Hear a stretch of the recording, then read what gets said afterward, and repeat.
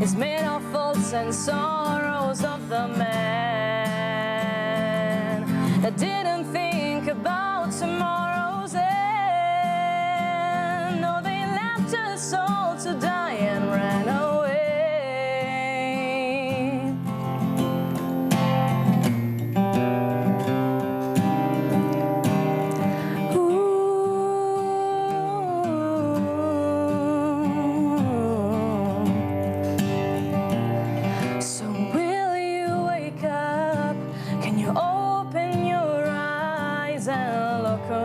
This world destroyed by greed and desire.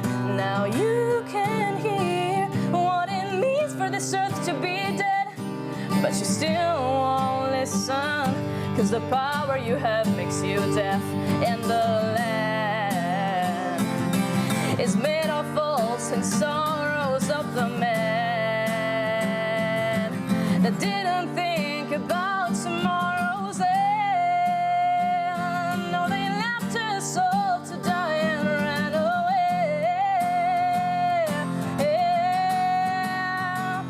Now we're standing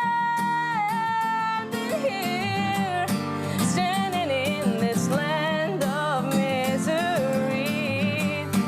Crucified, my body is rotting, my heart is dying.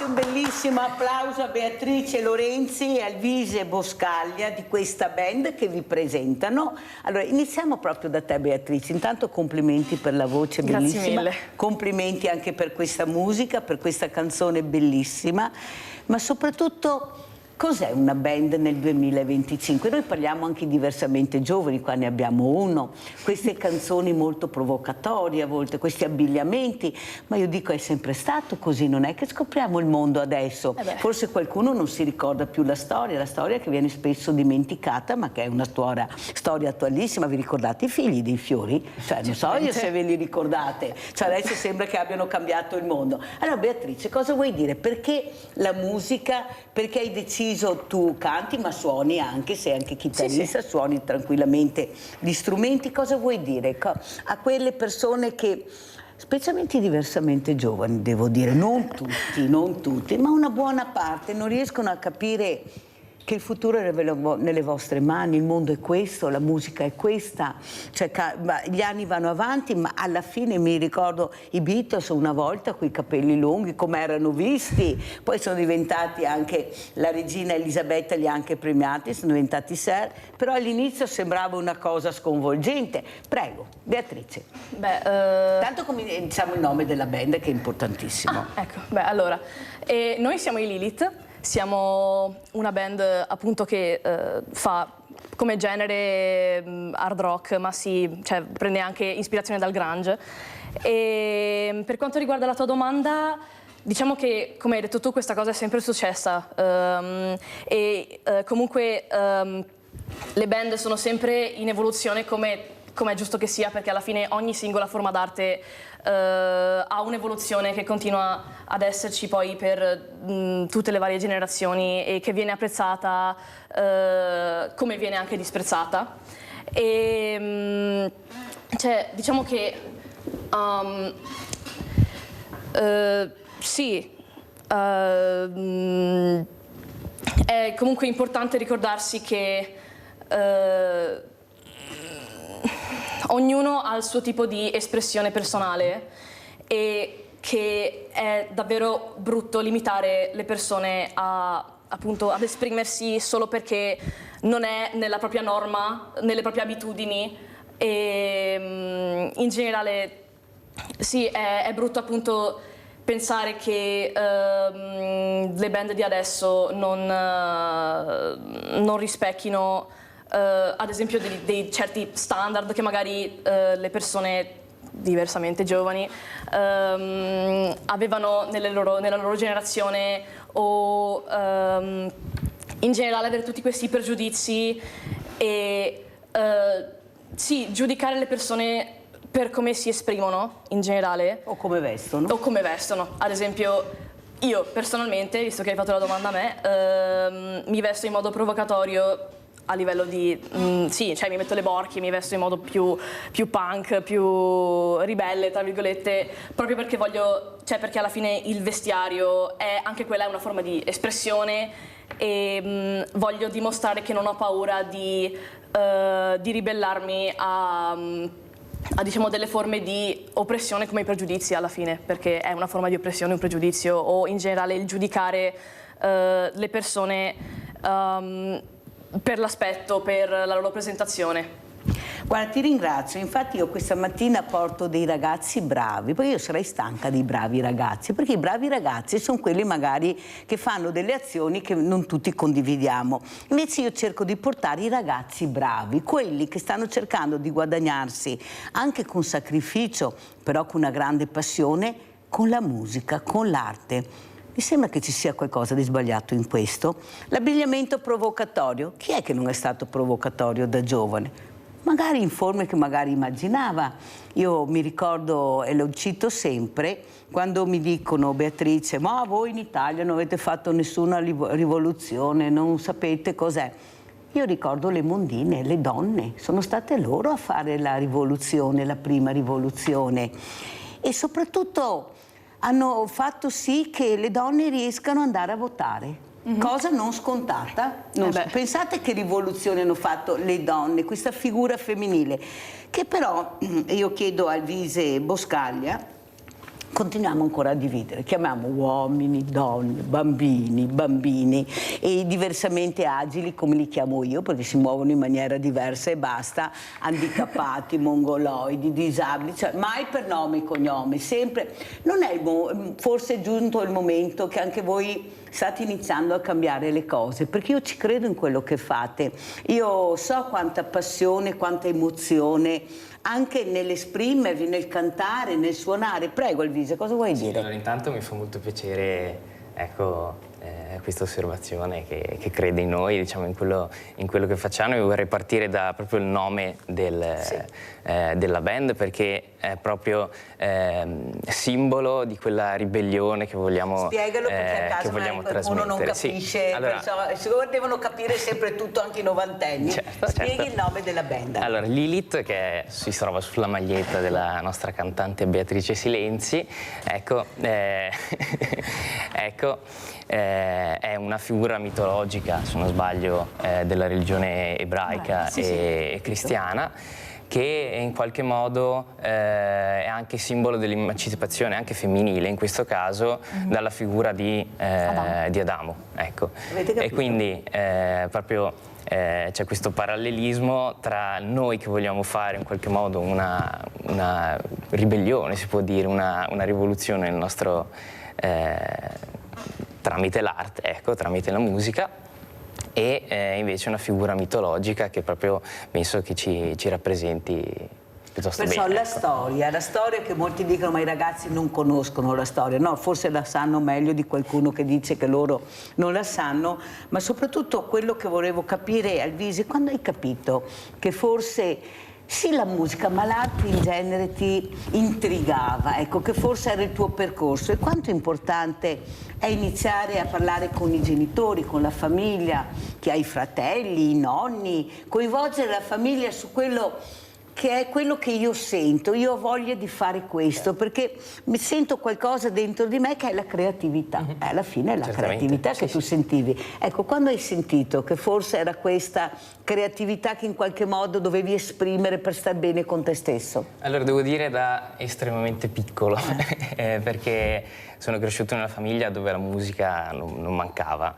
a partire dai miei nonni, dove a casa appunto la musica c'era sempre, ma anche grazie ai miei genitori, grazie a mio padre che suonava la chitarra. Lo salutiamo, i genitori, i nonni, Alvise, mi raccomando.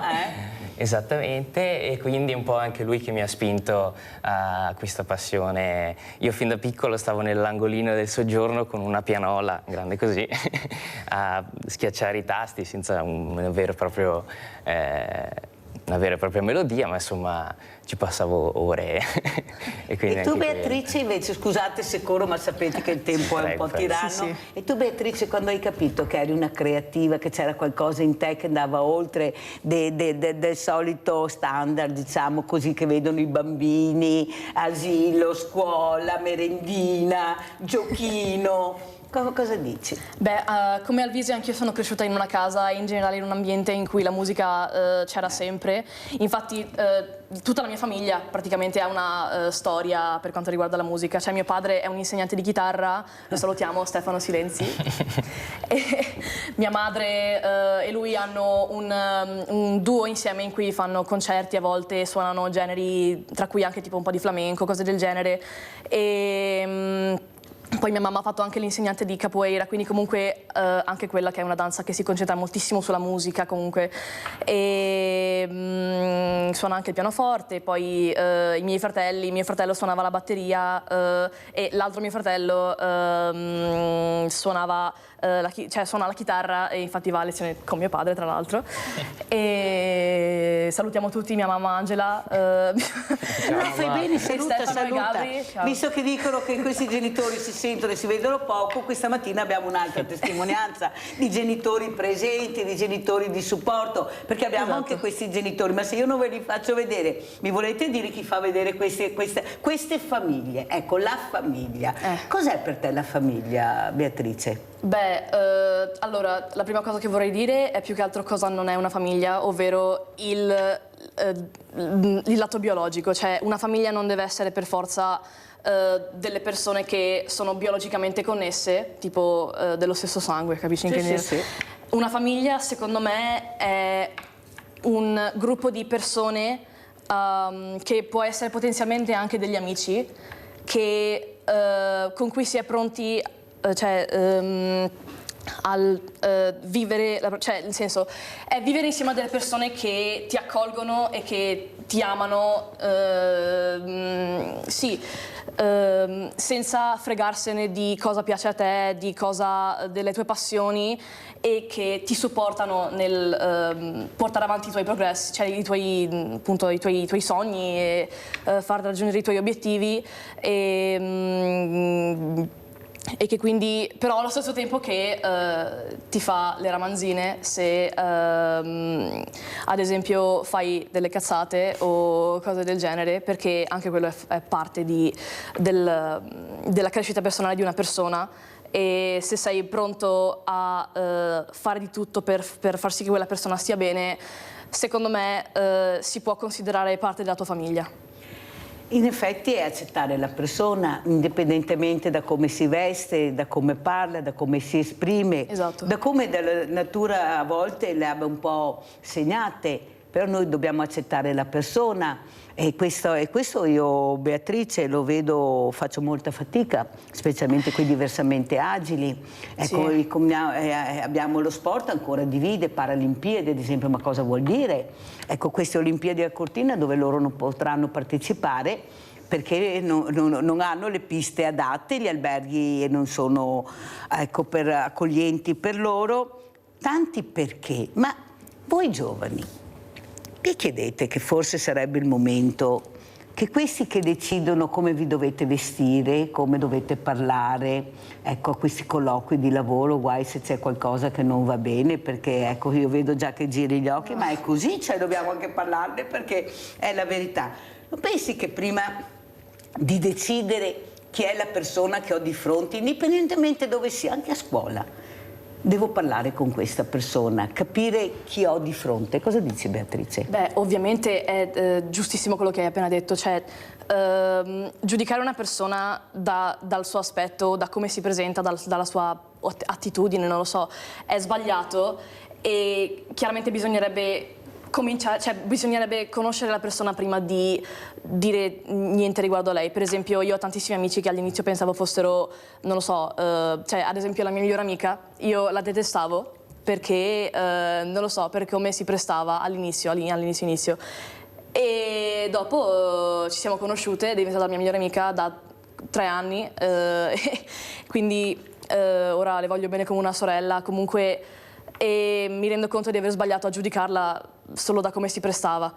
E, in ogni caso, sì, c'è questo problema che le persone che giudicano hanno questa mentalità così chiusa che diciamo che non riescono ad aprire gli occhi alla realtà che magari una persona che si esprime in un modo che non è nella tua norma o nelle tue abitudini non vuol dire che sia per forza una cattiveria o che ti faccia male in qualche modo o che ti dia fastidio o che ti faccia, cioè che sia dannosa per la tua esistenza, nel senso. Anzi, magari troverai la bellezza all'interno di quella persona, basta solo parlare, dialogare. Sai, io dico sempre, Beatrice, lo dico quasi tutte le mattine, ma da anni, che ci sarà anche il profondo sud, ma c'è anche un profondo nord che mi fa paura, che comincia a preoccuparmi, perché proprio quelle persone, molte di loro, non tutte, che hanno provato cosa vuol dire l'immigrazione, cosa vuol dire non avere niente, sono diventate rabbiose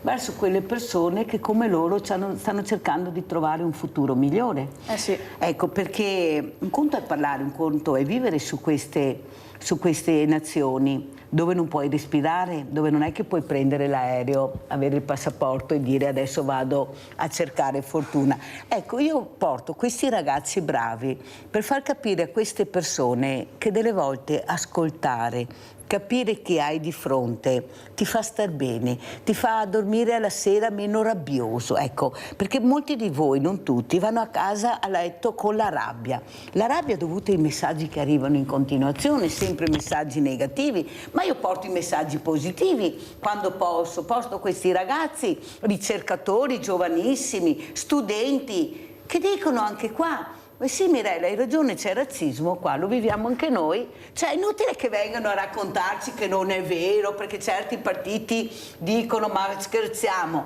No, c'è, bisogna parlarne, bisogna andare avanti col dialogo, cercare di migliorare. Abbiamo Rinaldo da Venezia, vai Rinaldo. Ciao Mirella. Ciao. E buongiorno ai tuoi ospiti. Cari ragazzi, va bene, non state badare a nessuno, se bravi, andate avanti per la vostra strada, vestite come che volete, perché se amanti della musica, se bravi, andando avanti diventate ancora più bravi. E vi dico una roba, nel 1960, quando andavo per il Stadio da Baio, non che c'era i disgiochi, i dischi, era tutto complessi come di voi altri, più giovani, che suonava, cantava. E cosa diciamo? Vestite da frate come che di voi, basta che non ti facci brutte robe. E dopo le avete del mondo in mano, se la venite, non state a badare a nessuno, guardate solo i vostri, quello che volete fare, che spatarisi il mondo, e se bravi, perché gli mettete la grinta, gli mettete tutto e gli credete. Gli altri che vi critica, gli solo che invidia, non state a badare a nessuno, gli avete il mondo in mano. Ma porca miseria, dovresti essere aiutati, dovrei dare al comune un circolo che faccia musica per i giovani a gratis e non andaria più in giro a drogarsi, andaria con gli altri a imparare. È importante questo, se più giovani non avete paura di nessuno, capito? Non importa il sei venirà, basta essere salute e buona volontà e essere persone umane, volere bene a tutti. Io ho 89 anni, ma insomma mi dispiace essere diventato vecchio, perché è la vita che è bella, perché le persone come degli altri, che la vita è come che ti avvolti, e fare bene perché sei bravi. E avere tutta la soddisfazione che volete. Si adesso non sta diventando un libro, se no non va più avanti, Rinaldo. I vostri sacrifici saranno ricompensati.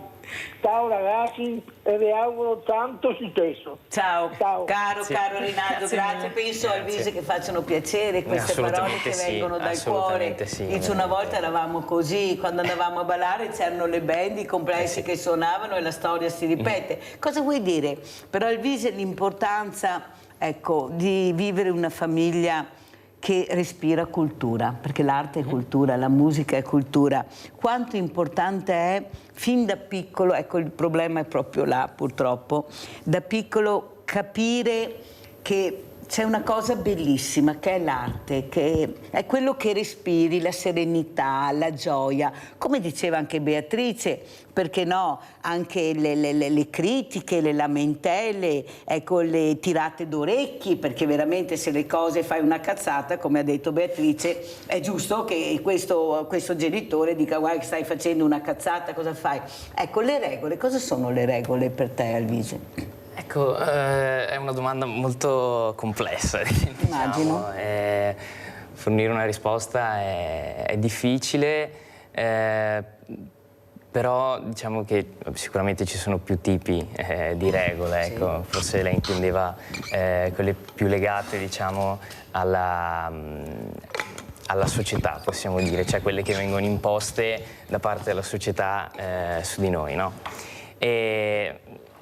Sono fondamentalmente delle sorte di formalità, possiamo dire, che seguono quelli che sono, quella che è la moda fondamentalmente.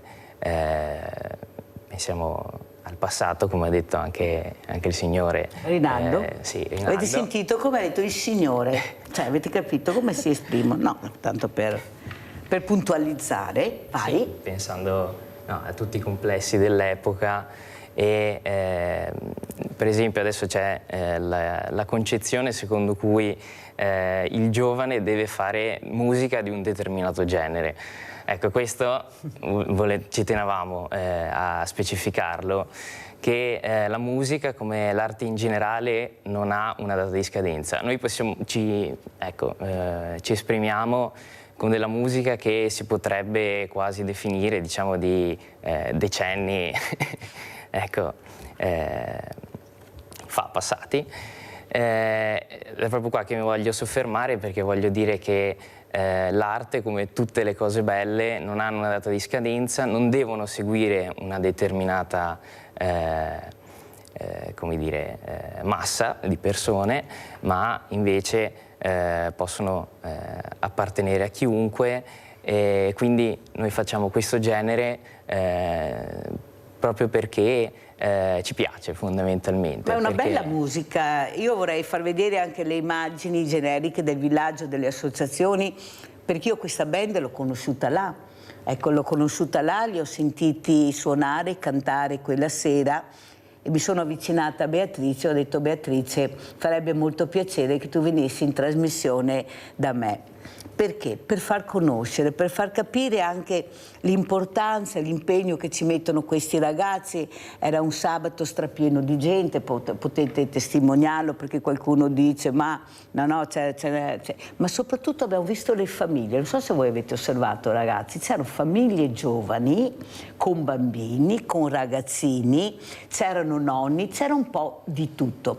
Cosa ha voluto dire per voi suonare all'interno di questo villaggio, delle associazioni, e che sensazioni avete provato? Ecco, i diversamente agili, come li chiamo io, eccoli qua, che Mirella ha intervistato, perché li ho intervistato tutti, che non volevano più andare a casa, che Daniela ha detto io vorrei tornare tutti i giorni, perché si sentono liberi, gli spazi, la musica, il rispetto della persona. Cosa vuoi dire, Beatrice? Ecco, cosa ti è rimasto di quella serata?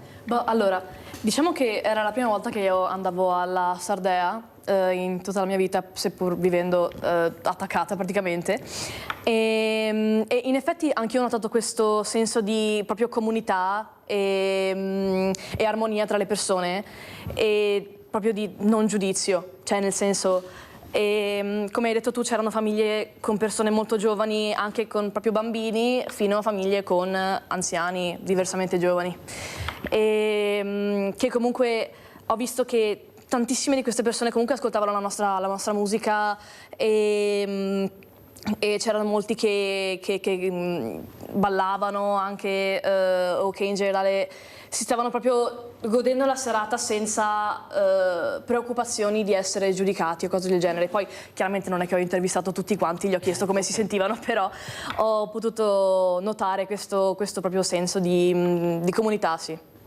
Eppure non c'era il senso della paura. Ecco, è un senso che purtroppo comincia a preoccuparmi, perché i messaggi che arrivano sono quelli: guai uscire di casa perché trovi il diverso, trovi il gruppetto di ragazzi, ecco, vestiti. Allora io ti racconto e vi racconto questo caso perché è emblematico. Io sto cercando di aiutare una famiglia che ha adottato 3 ragazzi, 3 fratellini, per non dividerli, perciò li ha portati a casa tutti e 3. E purtroppo c'è anche Lisa che sente ma non parla. E siamo andati a Luna Park a Fiera, e a un certo momento Lisa era seduta vicino a me e mi ha detto: Mirella, io vorrei incontrare i giovani della mia età, perché ne vedo pochi. Allora io ho preso Lisa, sono uscita e l'ho portata proprio al Vise, da quei gruppetti dove le persone svincolano per non passare vicino e chissà cosa mi faranno, guarda come sono vestiti, tanto è vero che più di qualcuno mi dice: ma dove va tu con Lisa? E invece io mi sono avvicinata a questi gruppi e ho detto: ragazzi, questa è Lisa, Lisa non parla ma sente, vorrebbe conoscervi. E la prima cosa che hanno fatto questi gruppetti, non 1, 3, 4, tanto per farvi capire, l'hanno abbracciata, l'hanno accarezzata, gli hanno detto ciao. Lei ha detto alla fine: mamma, io voglio venire qui tutti i giorni, tutte le sere, perché si è sentita libera, si è sentita accolta. Ecco, proprio da quelle persone, e l'ho fatto apposta, poi io vi conosco, cioè io non ho paura di voi, anzi, anche se sono stata aggredita da 7 di voi, non 7, sia alle 15 del pomeriggio, perciò è tutto dire l'orario. Però capisco cos'è la rabbia che viene perché, come dice Rinaldo, non trovate gli spazi, non trovate i supporti. Allora c'è chi riesce a reprimere la rabbia in maniera tranquilla, chi invece diventa proprio rabbioso, comincia a girare col coltello.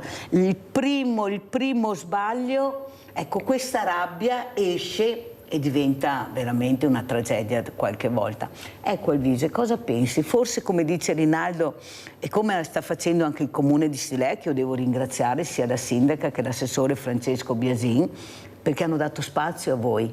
Ecco, all'inizio qualcuno sentiva: ma che musica è? Ma è bella però sta musica, anche se non capivano un fico secco, però come dici tu, il suono, l'armonia, la dolcezza entra. Non è che devi imparare l'inglese, il tedesco, lo spagnolo per capire la musica. Cosa dici, Elvise? Ecco, sì, c'è da dire, c'è chi reprime questa rabbia, c'è chi invece diventa violento, come hai detto te, ma c'è anche chi le esprime in qualche modo, e noi siamo proprio quella categoria, diciamo, se si può dire categoria, ecco, di persone. Perché i nostri testi sono carichi di rabbia, questo c'è da dire, però è una rabbia estremamente propositiva che ha appunto uno sguardo positivo per il futuro e che vuole trovare una soluzione a quelli che sono i problemi che ci circondano, che ormai sono talmente evidenti, ecco, che non sono trascurabili. E quindi è proprio questo. E noi cantiamo, anzi la Beatrice canta in inglese perché è una scelta stilistica che ha proprio come obiettivo il raggiungimento un maggior raggiungimento di persone, ecco, di pubblico, non tanto come numeri, diciamo, su quelle che sono le piattaforme, ecco, come social, oppure anche su Spotify, per esempio, ecco, di streaming, ma invece per cercare di far capire alle persone che non sono da sole, che chiunque nel mondo può rivedersi all'interno dei testi di Beatrice, che sono estremamente introspettivi, ma che presentano anche dei problemi che possono sembrare soggettivi, ma invece ci riguardano tutti quanti. Ed ecco. Beatrice, cosa aggiungi? Beh, diciamo che tutto quello che hai detto Elvise è corretto.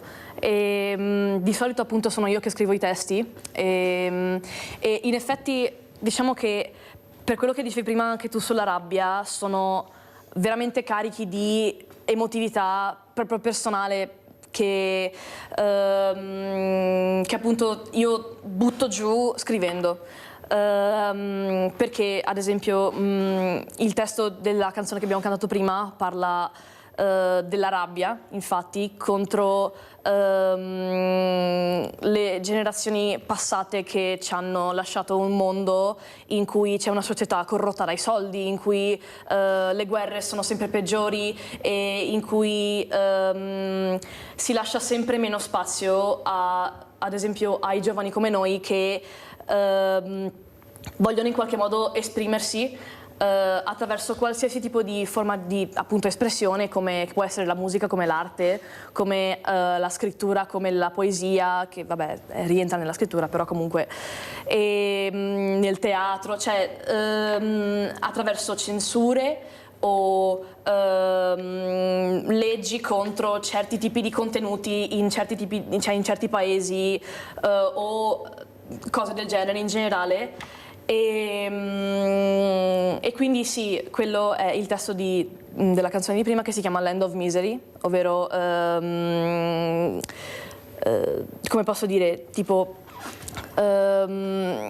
una terra piena di miseria che è il mondo che ho paura di trovarmi una volta che crescerò e capirò che non abbiamo mai avuto gli strumenti giusti per esprimerci, per proprio prendere il controllo di quello che è della società, di queste cose qua, che alla fine, come dicevi tu all'inizio, sono tutti nelle nostre mani, però se non ci danno gli strumenti per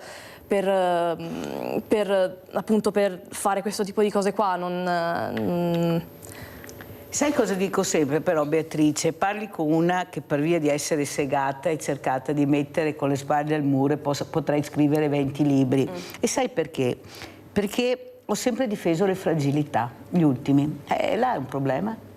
È un problema quando difendi le fragilità, gli ultimi non vogliono. No. Ecco, vogliono un po' alla volta toglierti la terra sotto i piedi. Però l'importante, lo dico sempre, è resistere. Cercare, loro ti mettono i paletti e tu li salti, loro ti continuano a mettere i paletti e tu li salti, e alla fine io dico, io mi siedo sulla sponda, questo motto cinese, no?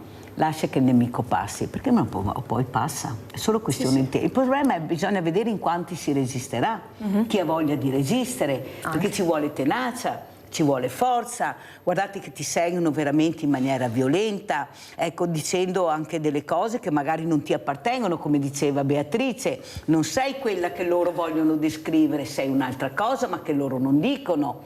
E allora tu un po' alla volta invece con quello che fai, con come ti esprimi, riesci a far capire che non hai la persona che si mette a 90 gradi perché tu pensi in quel momento di essere chissà chi. Hai una persona che sa lottare, che vuole rispetto.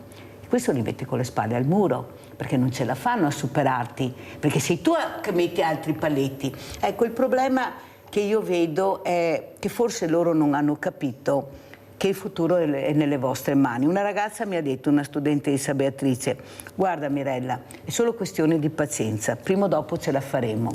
Facciamo un passetto alla volta, però lo facciamo. Sarà anche un piccolo passo, ma il futuro è nelle nostre mani. Pubblicità.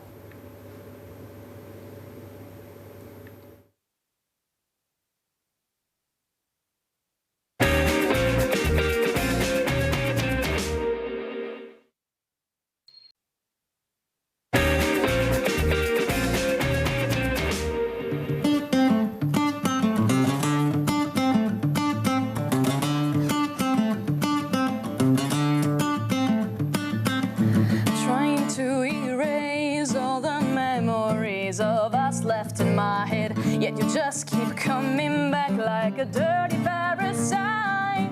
'Cause I've been spitting blood for your sake, for your love, for your embrace, and instead you spit shit on my name. Oh, you're a deadly venom, it's only the venom. Oh yeah.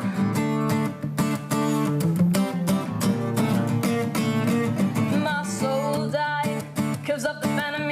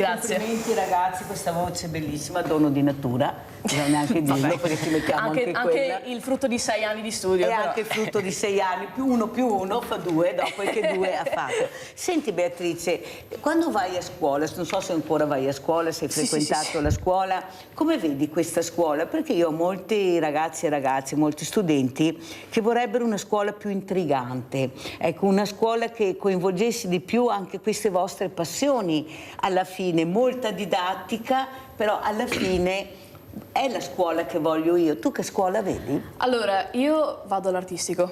Avrei giurato, non lo sapevo, ma avrei giurato. Diciamo che in effetti è un discorso molto ampio, perché comunque dipende anche dalla scuola, però in generale anche io non sono una grande fan del sistema scolastico italiano e diciamo che per quanto riguarda le proprie espressioni d'arte a scuola mia io sono piena, cioè come appunto nel senso l'artistico, e infatti ci sono ad esempio c'è i rappresentanti di istituto della nostra scuola che organizzano ogni anno questa giornata che si chiama Arte in Strada, in cui praticamente gli studenti possono esporre delle proprie opere d'arte e si può anche suonare. Infatti ci abbiamo suonato quest'anno io e il nostro gruppo. Salutiamo Stefano e Giada, la bassista e il nostro batterista. Che magari il prossimo sabato, se sono liberi, li invitiamo. Anche, così facciamo. Ecco. Esatto, Stefano Mazzarino e Giada Slongo. Ecco, voi fate da passaparola, poi mi fate sapere. Sì, perfetto. se non stanno guardando. Ciao, allora prossimo sabato, vai. Quindi sì, nel senso, a scuola mia personalmente ho tantissimi modi in cui esprimermi e quindi l'ultima cosa che farebbe mia scuola è censurare o in generale tagliare questo tipo di attività e proprio forme di espressione, perché alla fine è una scuola che si concentra sull'arte, che è una forma di espressione in tutte le sue sfaccettature e sfumature, per cui personalmente non ho problemi con questo. Poi vabbè, chiaramente ci sono anche dei lati negativi per quanto riguarda anche l'organizzazione di queste attività, perché diciamolo, l'artistico come scuola non è mai andata molto bene per quanto riguarda i fondi che vengono dati sia dallo Stato, in generale queste cose qua, perché cercano sempre, ho notato questa cosa, che cercano sempre di reprimere l'arte e le forme di espressione. L'avrò detto ormai non so quante volte in questa intervista, forme di espressione, però è quello? Esatto, è quello alla fine. E per cui, come hai detto tu prima, anche io penso che quello che bisogna fare è continuare in ogni caso a fare questo tipo di attività, a mostrarsi in modi in cui non lo facciamo direttamente, come l'arte, perché comunque parlo personalmente adesso, il mio modo per esprimermi nel modo proprio più genuino possibile è scrivere i miei testi. E là tiri fuori tutta la rabbia. E là tiro fuori tutto quello che non voglio tirare fuori normalmente, perché magari non c'ho voglia o in generale tirerei fuori un discorso che durerebbe ore. Per cui proprio stare sul palco e vedere la gente che mi ascolta, che ascolta i miei testi, e pensare che in qualche modo molte tra quelle persone si rivedono nei miei sentimenti, mi fa sentire molto meno sola. Per cui sì, tornando al discorso di prima, cercano sempre di bloccare questo tipo di, ripeto, forme di espressione. Però resistere? Sì, chiaramente. Bisogna resistere. Sì. Alvise, invece la tua scuola? Allora, io ho frequentato un liceo linguistico, ho appena terminato quest'anno, ecco. Com'è andata? Piuttosto bene, devo dire. E, ecco, forse da me è ben diverso, possiamo dire. Da parte dei professori, ecco, non ho nulla da dire, però mi rendo conto che c'è un po', come dire, una chiusura mentale, potremmo dire, per quanto riguarda soprattutto le forme artistiche, ecco. Fanno fatica ad accettarlo, Esattamente, è vero sì, questo. Sì. Senti Alvise, ma cosa ne pensi di quei ragazzi? C'è stata anche questa associazione di studenti che ha detto di questi ragazzi che non hanno voluto fare l'orale ecco, che bisogna che forse vi ascoltino di più, che ci sia più dialogo. Qualcun altro ha detto sì, ma non lo devi fare in quella maniera, devi confrontarti in maniera diversa. Sì, vorrei capire come, se qualcuno me lo può spiegare, perché non è così semplice, così facile.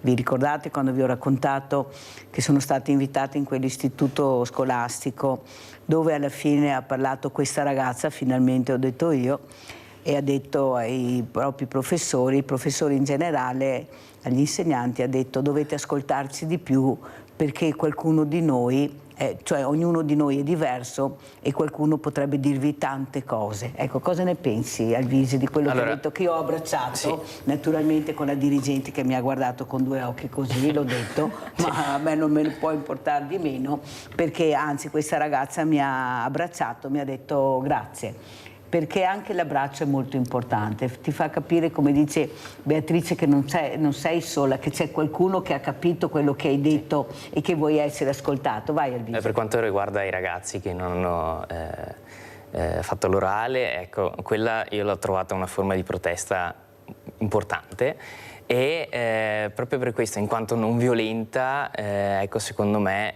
non va repressa in alcun modo, ed è quello che è successo fondamentalmente. È stato vietato nonostante, diciamo, il raggiungimento di un punteggio sufficiente per poi uscire dalla scuola, ecco, non è stato accettato, ed è estremamente simbolico, ecco, questo, e insomma ci fa capire nel mondo in cui qualcosa del mondo in cui viviamo oggi. Vedi Beatrice, io ho parlato con un ragazzo, un cosiddetto Maranza, perché gli hanno messo già l'etichetta, non so perché, non so dove neanche vadano a trovare chi. E la prima cosa che l'ho guardato mi ha colpito il modo suo di vestire. Per me era molto interessante, aveva un pantalone bellissimo, una maglietta molto bella, un giubbino bello, un bel berrettino. E ho detto, ma guarda che bello che sei, che ben vestito sei, mi ha guardato. Ha detto, prima volta che lo sento da qualcuno, mi ha fatto veramente bello, dove hai preso tutta questa bella? Li ho disegnati io, li ho creati io. Ma dai, ho detto, sì. Ma guarda Mirella, l'altro giorno l'insegnante mi ha detto, poi non vieni vestito in quella maniera, ma dove vai vestito così? Ma non solo lei, anche qualcun altro. Ho detto, tu fregatene. Qual è il problema? Ecco, capite che poi può diventare rabbia se uno non riesce, come fa magari Beatrice, a scrivere la canzone, a suonare la chitarra. Tu ce la metti tutta, ti crei un qualcosa che per me era anche veramente creativo, poi ognuno la vede alla propria maniera, ma io l'ho trovato veramente bello. Poi questa rabbia esplode prima o dopo, attenzione, cioè non c'è niente da fare. Sì, sì. Prima o dopo la rabbia esplode. Ma come io ho fatto questo, tu anche se non ti... Stai buono, tientelo per te perché me lo vieni a dire se non ti piace. Stai zitto, no, sempre umiliare, cercare di sottovalutare, di sottomettere. Ma chi sei tu per decidere se questo che ho creato è bello o brutto? Ma chi sei tu per decidere questo? Beatrice? Allora, sono perfettamente d'accordo con quello che dici, perché proprio, cioè, anch'io, come ho già detto prima, ho notato che c'è sempre questo proprio bloccare le persone dal vestirsi come vogliono, dal parlare come preferiscono, dal scrivere come vogliono, c'è sempre questo blocco proprio che è tutto dato da una mente estremamente chiusa, perché non è abituata alle persone che si esprimono in modo diverso, che in qualche modo appunto si esprimono in un modo che rispecchia la loro persona, la loro identità, i loro sentimenti e la loro anima, direi quasi. Forse può darsi che sia perché loro non hanno avuto l'occasione e quindi sono invidiosi o cose del genere. E poi in ogni caso giudicare, umiliare le persone che sono diversi, che si staccano dalla massa, crea questo circolo d'odio, questo circolo di violenza, che pur non essendo violenza fisica, perché la violenza non è solo fisica, cioè va a rovinare proprio è quello che ha fatto cadere le società e quello che... I valori. I valori. Esatto, i valori, è quello che fa cadere le culture, le società, tutto, il sistema in generale. Per cui questo loop di rabbia che si passa da uno all'altro, perché uno fa qualcosa che fa arrabbiare un'altra persona, quella persona glielo dice, questa persona è tipo no, lasciami stare, nel senso, appunto come hai detto tu, chi sei tu per dirmi come devo vestirmi, cosa devo fare? Se è bello o brutto. Sì, infatti, se è bello o brutto, chi sei tu per giudicarmi? Cioè, ma poi, soprattutto, una cosa che mi chiedo io, perché la gente importa? Cioè, nel senso, perché la gente, appunto, deve proprio dirlo? Cioè, nel senso, non capisco proprio questo... Lo dirò proprio così, non capisco perché la gente non si fa i cazzi suoi, cioè nel senso... Nel vero senso della parola, cioè semplicissimo, ma perché... Non ci vuole tanto a stare zitti e a tenersi i propri pensieri. Osservare, a guardare, osservare, ma e senza giudicare, senza umiliare le persone perché a te non va bene che quella persona si vesta o che si comporti in un certo modo. Vabbè, chiaramente nei limiti dell'accettabile, nel senso, nei limiti dell'accettabile. Vabbè, però ogni tanto bisognerebbe anche dirlo, io lo dico anche spesso, perché bisogna anche iniziare a dirle. Senti Beatrice, poi sentiamo anche Alvise, queste parole, questi testi molto violenti, questi testi che delle volte qualcuno dice ma come si fa a scrivere certi testi, dire certe parole, ecco tu che scrivi, cosa vuol dire un testo violento per te, parole violente per esprimere proprio la rabbia, il dissenso, il disgusto? Beh, diciamo che più che scrivere testi violenti, ma in che contesto? Nel senso, in generale? In generale, proprio in quanto riguarda le canzoni, queste ragioni che non vengono accettate da molti, questo genere un po' particolare. Diciamo che più che scrivere testi violenti è più una forma di sfogo, secondo me, perché anche se, non lo so, ad esempio, prendo per esempio molti testi di canzoni trap di adesso, ad esempio, un sacco di questi testi cioè, parlano di, non lo so, di armi o tirare fuori pistole, cioè nel senso tutte queste cose che sono molto violente, che possono sembrare diciamo dei modi per sembrare fighi, cose del genere, però poi se ci pensi un attimo capisci che probabilmente queste persone che scrivono questi testi lo fanno anche perché dentro hanno una rabbia così profonda per qualcosa che gli è successo, per qualcosa che in generale per una comunità, per il loro vissuto, per il loro vissuto chiaramente, e quindi lo esprimono nel modo in cui cioè nel modo che trovano. Ora, vabbè, parlando invece della musica nostra, ad esempio, io dicevo personalmente che non è una forma di violenza, ma è una forma di sfogo la mia. Cioè, ad esempio, la canzone che abbiamo sentito prima, quella dopo la pubblicità, si chiama Deadly Venom, che significa veleno mortale, e praticamente parla di una mia ex migliore amica che praticamente mi ha fatto delle cose brutte, e quindi io ho scritto questo testo per sfogare tutta quella rabbia che mi devo tenere dentro e che proprio butto fuori quando la canto. Però appunto non la definirei come violenza, ma più proprio come rabbia repressa o una cosa del genere, perché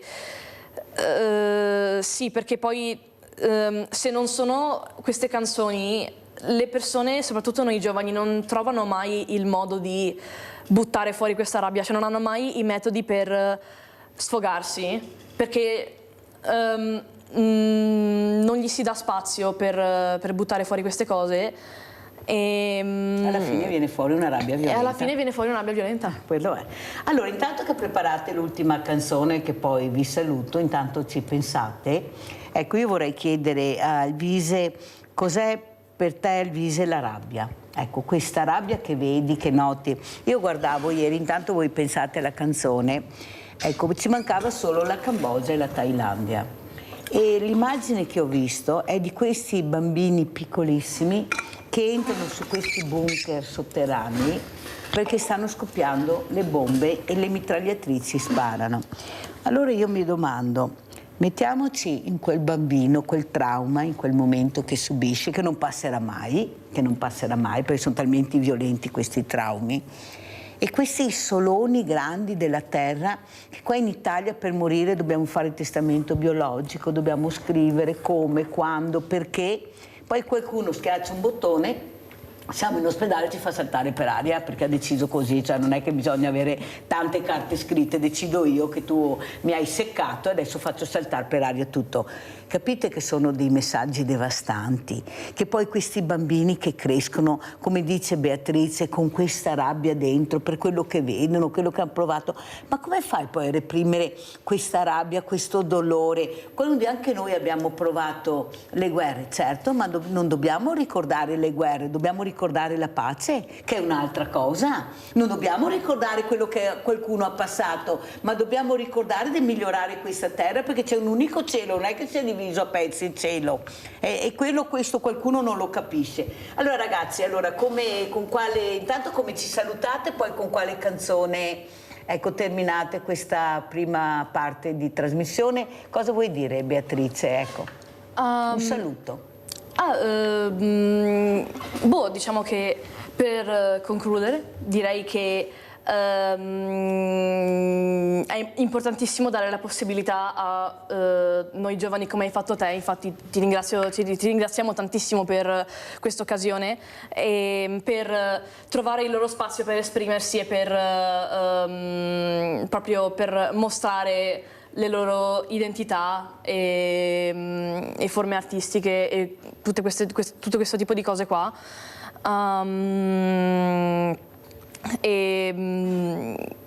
Fondamentalmente questo. E ciao. Alvise, come ci saluti? Poi terminiamo con la canzone. Quello che ha detto Beatrice mi ha rubato le parole di bocca, direi. E sì, questo è dare la possibilità ai giovani di esprimersi, cosa che comunque noi facciamo anche nel caso in cui insomma, però ecco, grazie. Ve la cavate bene. Sì, grazie per questa opportunità unica veramente e grazie. E con quale canzone ci salutate? Torna to Shreds. Sì. Questa è una canzone che si chiama Torna to Shreds, ovvero fatto a pezzi, e parla del sentimento. È molto negativa, anche questo è uno sfogo del voler andarsene dal mondo perché a volte sembra che faccia proprio schifo e senza speranza. Bravissima Beatrice.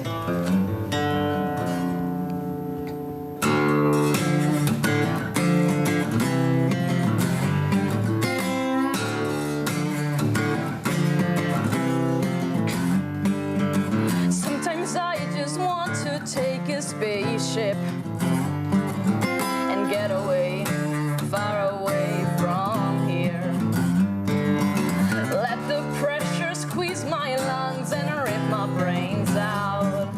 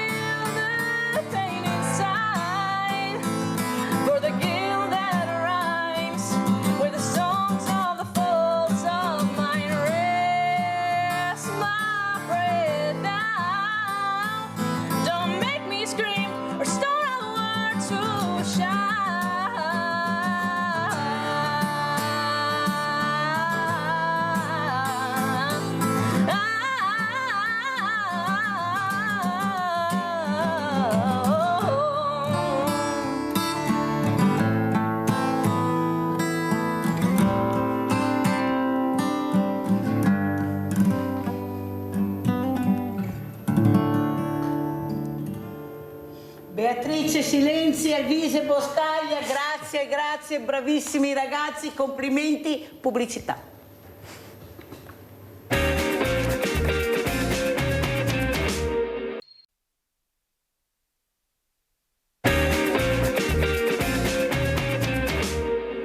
Come promesso, oggi vi porto al circolo pensionati al Passo di Cendon di Silea.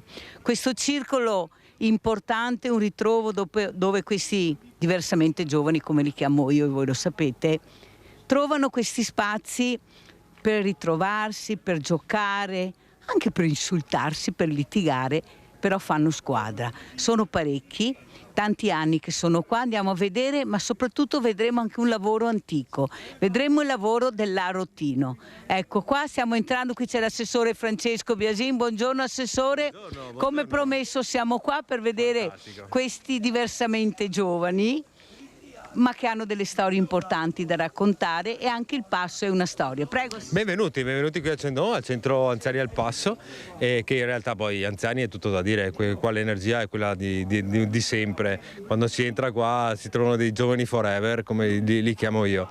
E qui ci sono delle storie importanti, c'è la storia un po' della struttura che parte da lontano, dal Friuli, da Resia, e poi ci sono delle storie di tutti quanti i nostri mitici signori che qui vengono ogni giorno, tra l'altro con una puntualità pazzesca, arrivano qua alle 2:30 o 3 e poi rimangono qua fino alle 7 e dopo, ahimè, come dicono loro, devono tornare a casa dalle donne e a prendere le parole. Di solito quanto importante è mettere a disposizione questi spazi, questi locali per queste persone, perché loro hanno bisogno di ritrovarsi? È essenziale, è veramente essenziale.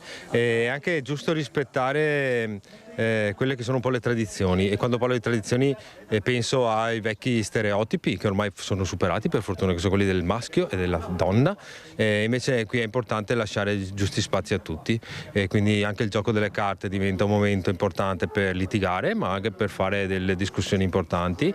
L'ombra di vino chiaramente non manca mai, ma quasi tutti in bicicletta, per cui andiamo sul sicuro, ed è uno dei due spazi importanti che abbiamo noi, perché poi c'è il Parco dei Moreri, dove in realtà lì abbiamo altre attività fatte in maniera diversa, e lì abbiamo ad esempio la tombola con le signore, che sono ormai nostre amiche. E andremo anche a visitare anche l'altro posto di aggregazione, di inclusione, di socializzazione molto importanti. Allora, come primo ospite vediamo l'Arrotino, guardate qui l'Arrotino. Buongiorno, c'è anche il Presidente. Buongiorno Presidente. Buongiorno. Allora, chi abbiamo l'onore di conoscere oggi con questo antico mestiere? Cioè, abbiamo Longhino Lino, che viene già da un paese chiamato Resia, di Stolvizza mi sembra, se non erro, e ha portato giù il mestiere, che ormai è una vita che mi sembra che sia anche stato recuperato da suo padre, che ha ripreso il mestiere di suo padre.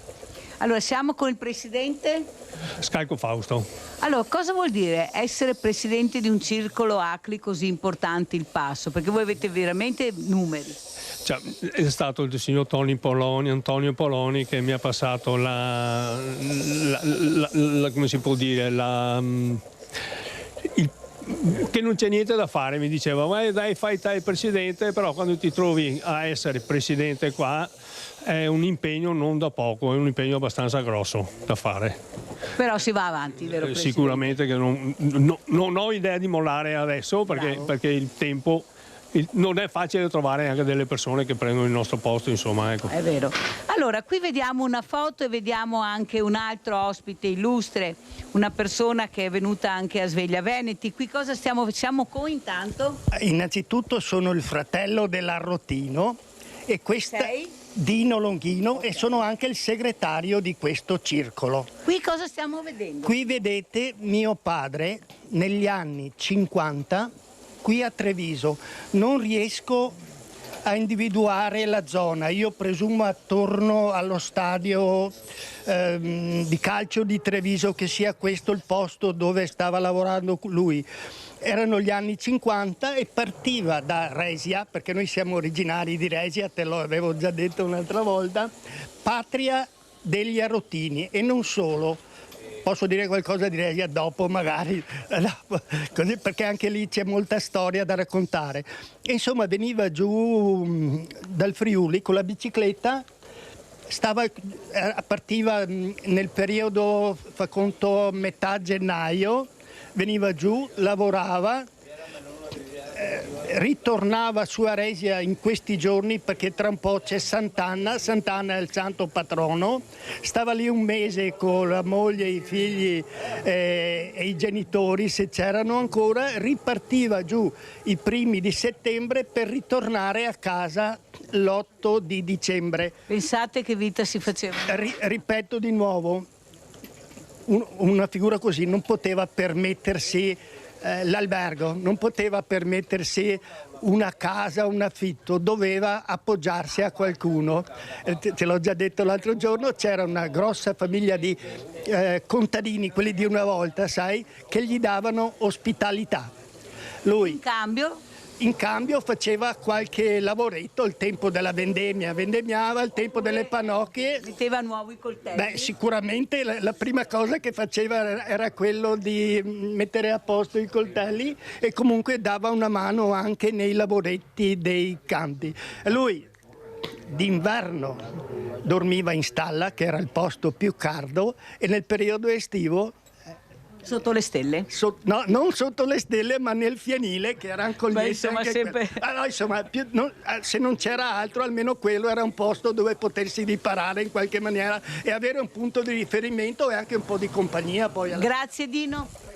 Allora io ringrazio intanto Dino Longhino che è qui presente questa mattina, veramente grazie, ma ringrazio anche il professor Angelo Boccato, psicologo, si occupa di lavoro all'Istituto Filippin. Allora, dottor Boccato, cosa dice di questi personaggi? Prima avevamo i diversamente vecchi, giovani, adesso abbiamo i diversamente giovani con Dino Longhino, e soprattutto quello che esprimono alla stessa maniera, cioè la storia che forse loro conoscono e qualcuno dice che non conoscono, perché sono vissuti su famiglie importanti.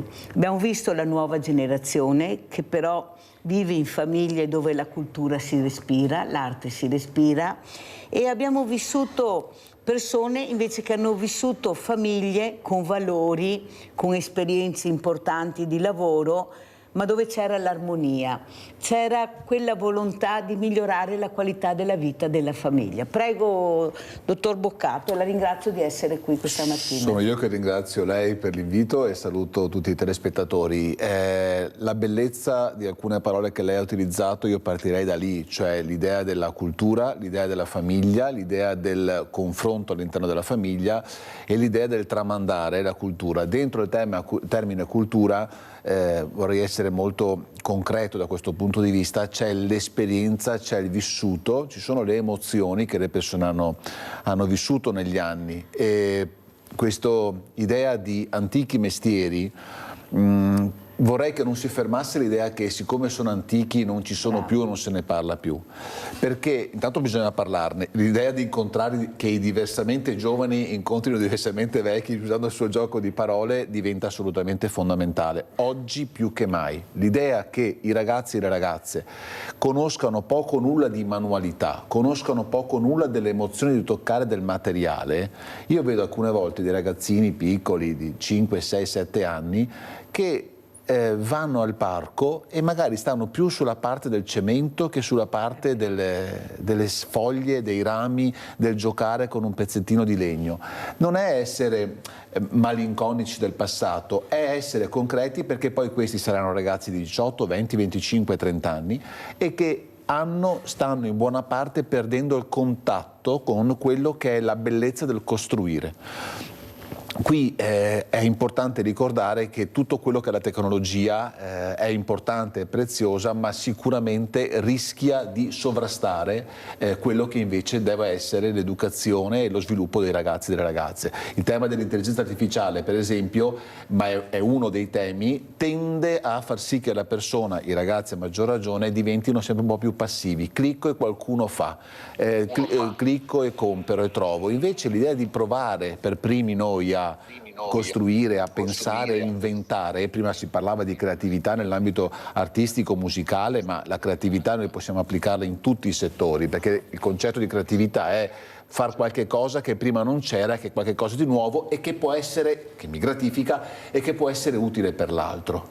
Quando prima si parlava dell'Arrotino, figura straordinaria e se vogliamo anche poetica, l'idea che la persona vada incontro alle persone e soddisfi i bisogni del prodotto, del coltello, di quello che sia. Ecco, questo è quello che deve continuare ad essere presente. Non è semplice, però l'idea che i ragazzi possano incontrare queste figure così importanti ne parliamo per esempio oggi, diventa sicuramente molto molto prezioso. Allora saluto anche Leonardo Barbero, già consigliere regionale in Friuli Venezia Giulia, non a caso abbiamo parlato di questi mestieri antichi del paese Resia, la Val di Resia, famosi arrotini. Ecco, il Friuli Venezia Giulia io devo anche complimentarmi perché là trovi degli spazi ancora che qua mancano, dobbiamo dirlo perché è la verità. Ecco, il rispetto dell'ambiente, il rispetto degli spazi, la valorizzazione anche dei lavori. Prego Barbero, cosa ci racconta?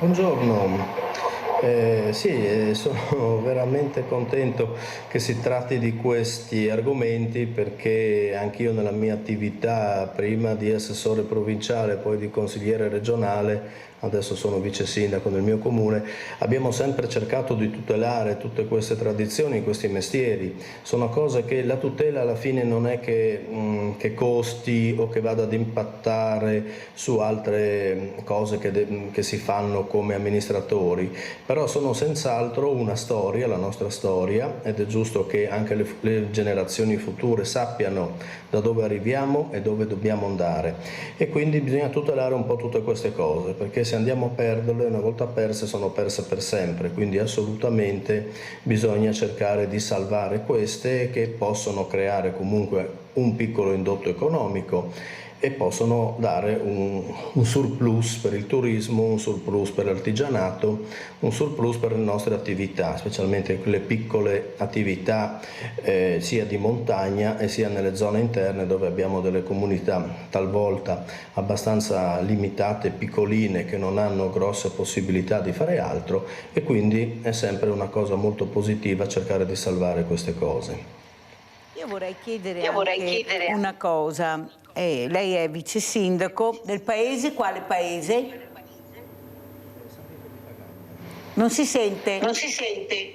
San Vito di Fagagna. San Vito di Fagagna. Non pensa che forse, ascoltando anche questi giovani che ho appena avuto l'onore di avere ospiti, perché me è un onore avere questi ragazzi bravi, noi bravi ragazzi del dottor Boccato, i ragazzi bravi, che stanno cercando di meritarsi, ecco, anche questo appellativo, con delle azioni belle, concrete, ma con l'arte, la musica e la cultura. Eccolo là.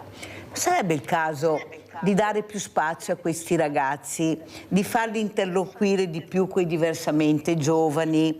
Ecco, questi spazi meravigliosi all'aperto che abbiamo, ma molto spesso a pagamento, si deve sempre pagare un qualcosa, iscriverti a un qualcosa. Lasciare invece liberi di incontrarsi, mettendo a disposizione gli spazi che abbiamo meravigliosi. Noi vediamo quando si fanno i concerti all'Alba, oppure in vetta delle montagne altissime, eppure si partecipa. Sarebbe il caso di aprirsi di più, ecco, visto che abbiamo la fortuna di avere su un paese che abbiamo l'imbarazzo della scelta, ville venete in decadenza, sempre chiuse, parchi meravigliosi chiusi, poco, si fa poco, sì ti do il parco ma mettimi anche qualcosa all'interno. Cerchiamo di mettere i ragazzi diversamente giovani. Cosa ne pensa Barbero? Mi scuso, ma ho una brutta connessione, ho sentito molto poco di quello che mi ha chiesto. Mi sembra... Spazi a disposizione per far incontrare con l'arte, con la musica, l'arte in generale, i giovani e i diversamente giovani. Combattere anche la solitudine in questa maniera. Non sento quasi niente, mi dispiace di quello che... Dottor Boccato, cosa ne pensa? Allora, la risposta è assolutamente sì, e anche qui vorrei sottolineare una parola chiave: fuori, all'aria, nel verde, e insieme.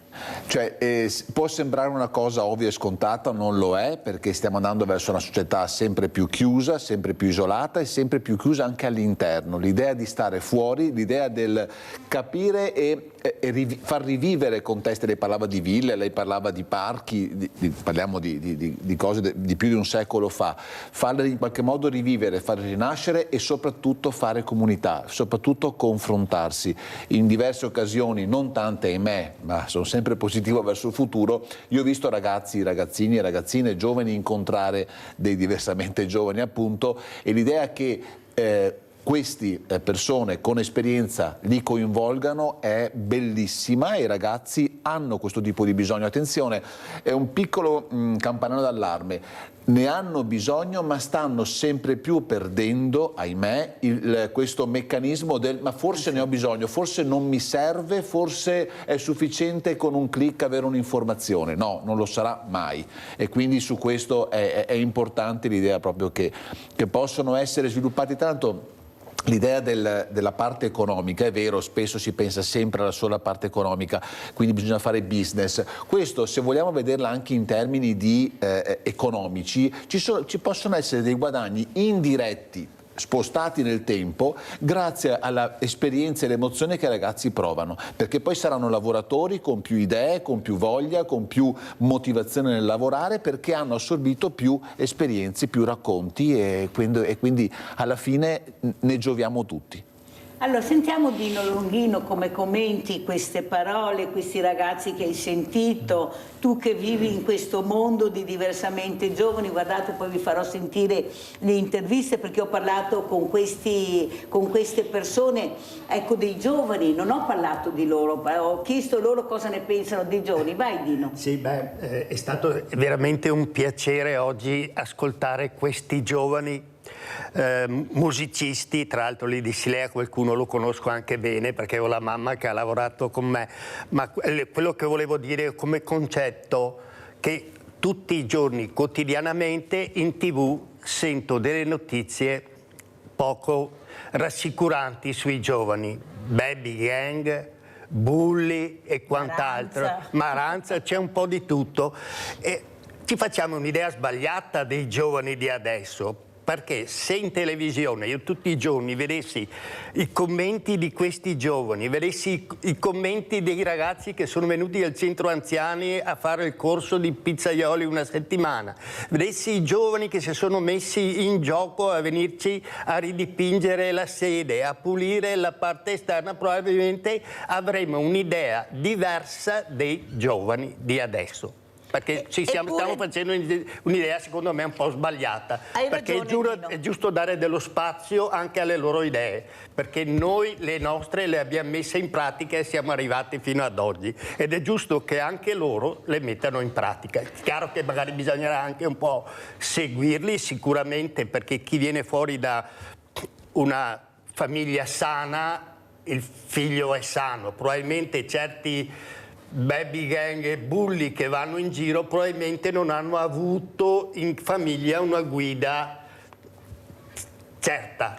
Secondo me questi ragazzi, Dino, e lo dico anche al dottor Boccato, quando ci sono anche le calamità sono i primi a partire, non è che arrivi la telefonata, prendono il badile, la scopa, partono senza che nessuno dica niente, però qualcuno ha detto no, dobbiamo fermarli, dobbiamo incanalarli. Intanto lascia che arrivino e poi li incanali. Non mandare subito il messaggio, non venite se non siete. Siete voi che dovete fare la prevenzione, perché sapete che loro arrivano, loro partono, dottore. È questo il messaggio che deve arrivare. E anche là qualcuno mette paletti. Invece di dire come fare a accoglierli adesso che sono arrivati, abbiamo anche la protezione civile, no? Mi sembra, non mi sembra. Ecco, diciamo subito non partite, perché se non sapete dove andare non possiamo. Capisce che questi messaggi poi sono devastanti. Ecco, forse monta la rabbia, come io voglio partire, voglio aiutare, mi si dice di non andare perché devo fare tutti i passaggi. È vero che bisogna anche guidarli e capire come, ma lasciamoli arrivare, perché noi mettiamo sempre paletti, o sbaglio, dottor Boccato? No, assolutamente sì. L'idea è quindi di lavorare preventivamente, cioè coinvolgerli anche prima dell'emergenza, in modo da istruirli, perché ovviamente parliamo anche di aspetti legati alla sicurezza, ci mancherebbe altro, però ecco, magari istruirli, parliamo di volontari che possono aiutare nelle situazioni di emergenza, di calamità e così via. Lo si è visto spesso nelle televisioni, lo raccontava prima, quanto si possono attivare, prodigare con appunto badili secchi per andare ad aiutare le persone. Tra l'altro ho visto coi miei occhi in alcuni contesti anche proprio ragazzi e ragazze che aiutavano attraverso il dialogo persone, insomma, relativamente anziani, diciamo così, molto impauriti per esempio da catastrofi che c'erano state, alluvioni e quant'altro. Anche l'idea di stare vicino, di fargli un caffè, di parlarci, di in qualche modo di consolarli, anche questo è, al pari del badile e dello sporcarsi le mani e degli stivali, anche questo è preziosissimo. Ecco, il tema del volontariato in generale, al di là adesso dello specifico di situazioni per esempio di alluvioni piuttosto che altro, è molto importante per i ragazzi. Se mi permette 30 secondi vorrei sottolineare questa cosa, perché il volontariato, qualsiasi esso sia, che sia ad aiutare i ragazzini nei centri estivi piuttosto che stare con gli anziani piuttosto che aiutare i disabili, il volontariato in generale fa sviluppare, soprattutto nelle fasce dai 14-15 ai 20-22 anni, quindi per adolescenza fino all'età adulta, fa sviluppare delle competenze che sono poi le soft skill, le competenze trasversali, preziosissime, che si sviluppano durante le fasi evolutive, preziosissime per il futuro, perché in poco tempo, con un livello spesso molto complesso di gestione della relazione, di empatia, di ascolto, di attenzione verso l'altro, è una palestra veramente potentissima per il loro futuro. Quindi se vi capita, micro messaggio ve lo dico da psicologo del lavoro, se vi capita o anche voi cercate esperienze di volontariato, lo dico ai ragazzi giovani, giovanissimi, fatele, perché sono importantissime e sono considerate sempre di più nel mondo del lavoro, devo dire. Sentite, abbiamo Sandra da Padova, vai Sandra. Ciao Mirella e buongiorno agli ospiti. Io ho seguito metà parte della prima parte che c'erano 2 ragazzi. Allora, quando c'è stato il terremoto in Friuli, non è che c'era tutta questa burocrazia, io c'ero, che partivano sti ragazzi da tutta Italia, addirittura anche dall'estero. Anzi, davano una mano e abbiamo visto cosa hanno fatto la ricostruzione. Al di là di questo, che ormai sono passati purtroppo tanti anni, ma io me lo ricordo benissimo, i 2 ragazzi che c'erano prima, bravissimi a cantare, sono dei generi che possono piacere o non piacere, ma non è quello il punto. E io, quando hanno detto che criticano per il modo di vestire, delle volte bisogna però anche prendere la persona anziana che è abituata a un certo tipo, non per difendere, però è un certo tipo di vestiario, vedere magari, non so, la ragazzina con tutti i tatuaggi, con l'orecchino, il metallaro, è chiaro, magari dice ma dove vai vestita così, magari anche in tono scherzoso, cioè ecco, bisogna anche mettere un po' che molto probabilmente sti ragazzi hanno bisogno dell'approvazione e quando una persona ha bisogno, secondo il mio punto di vista, ma c'è dottore psicologo a fianco, io credo che non sta bene con se stessa e forse bisogna scavare il perché, il per cosa, il per come. Poi dico un'altra cosa e poi mi taccio. E la ragazza che si è seduta per non fare gli esami.